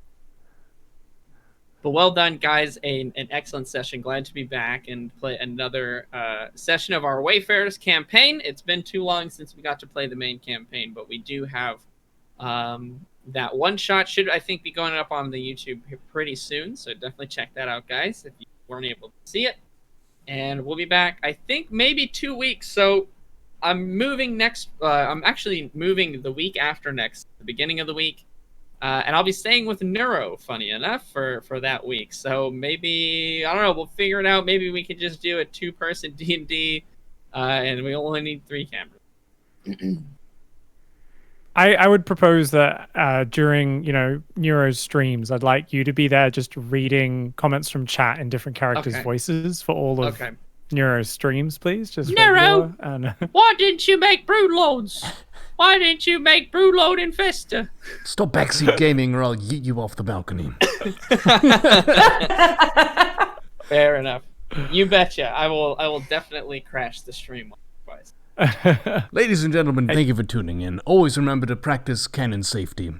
If there's a cannon nearby, be sure you're not standing in front of it, even if it's not loaded.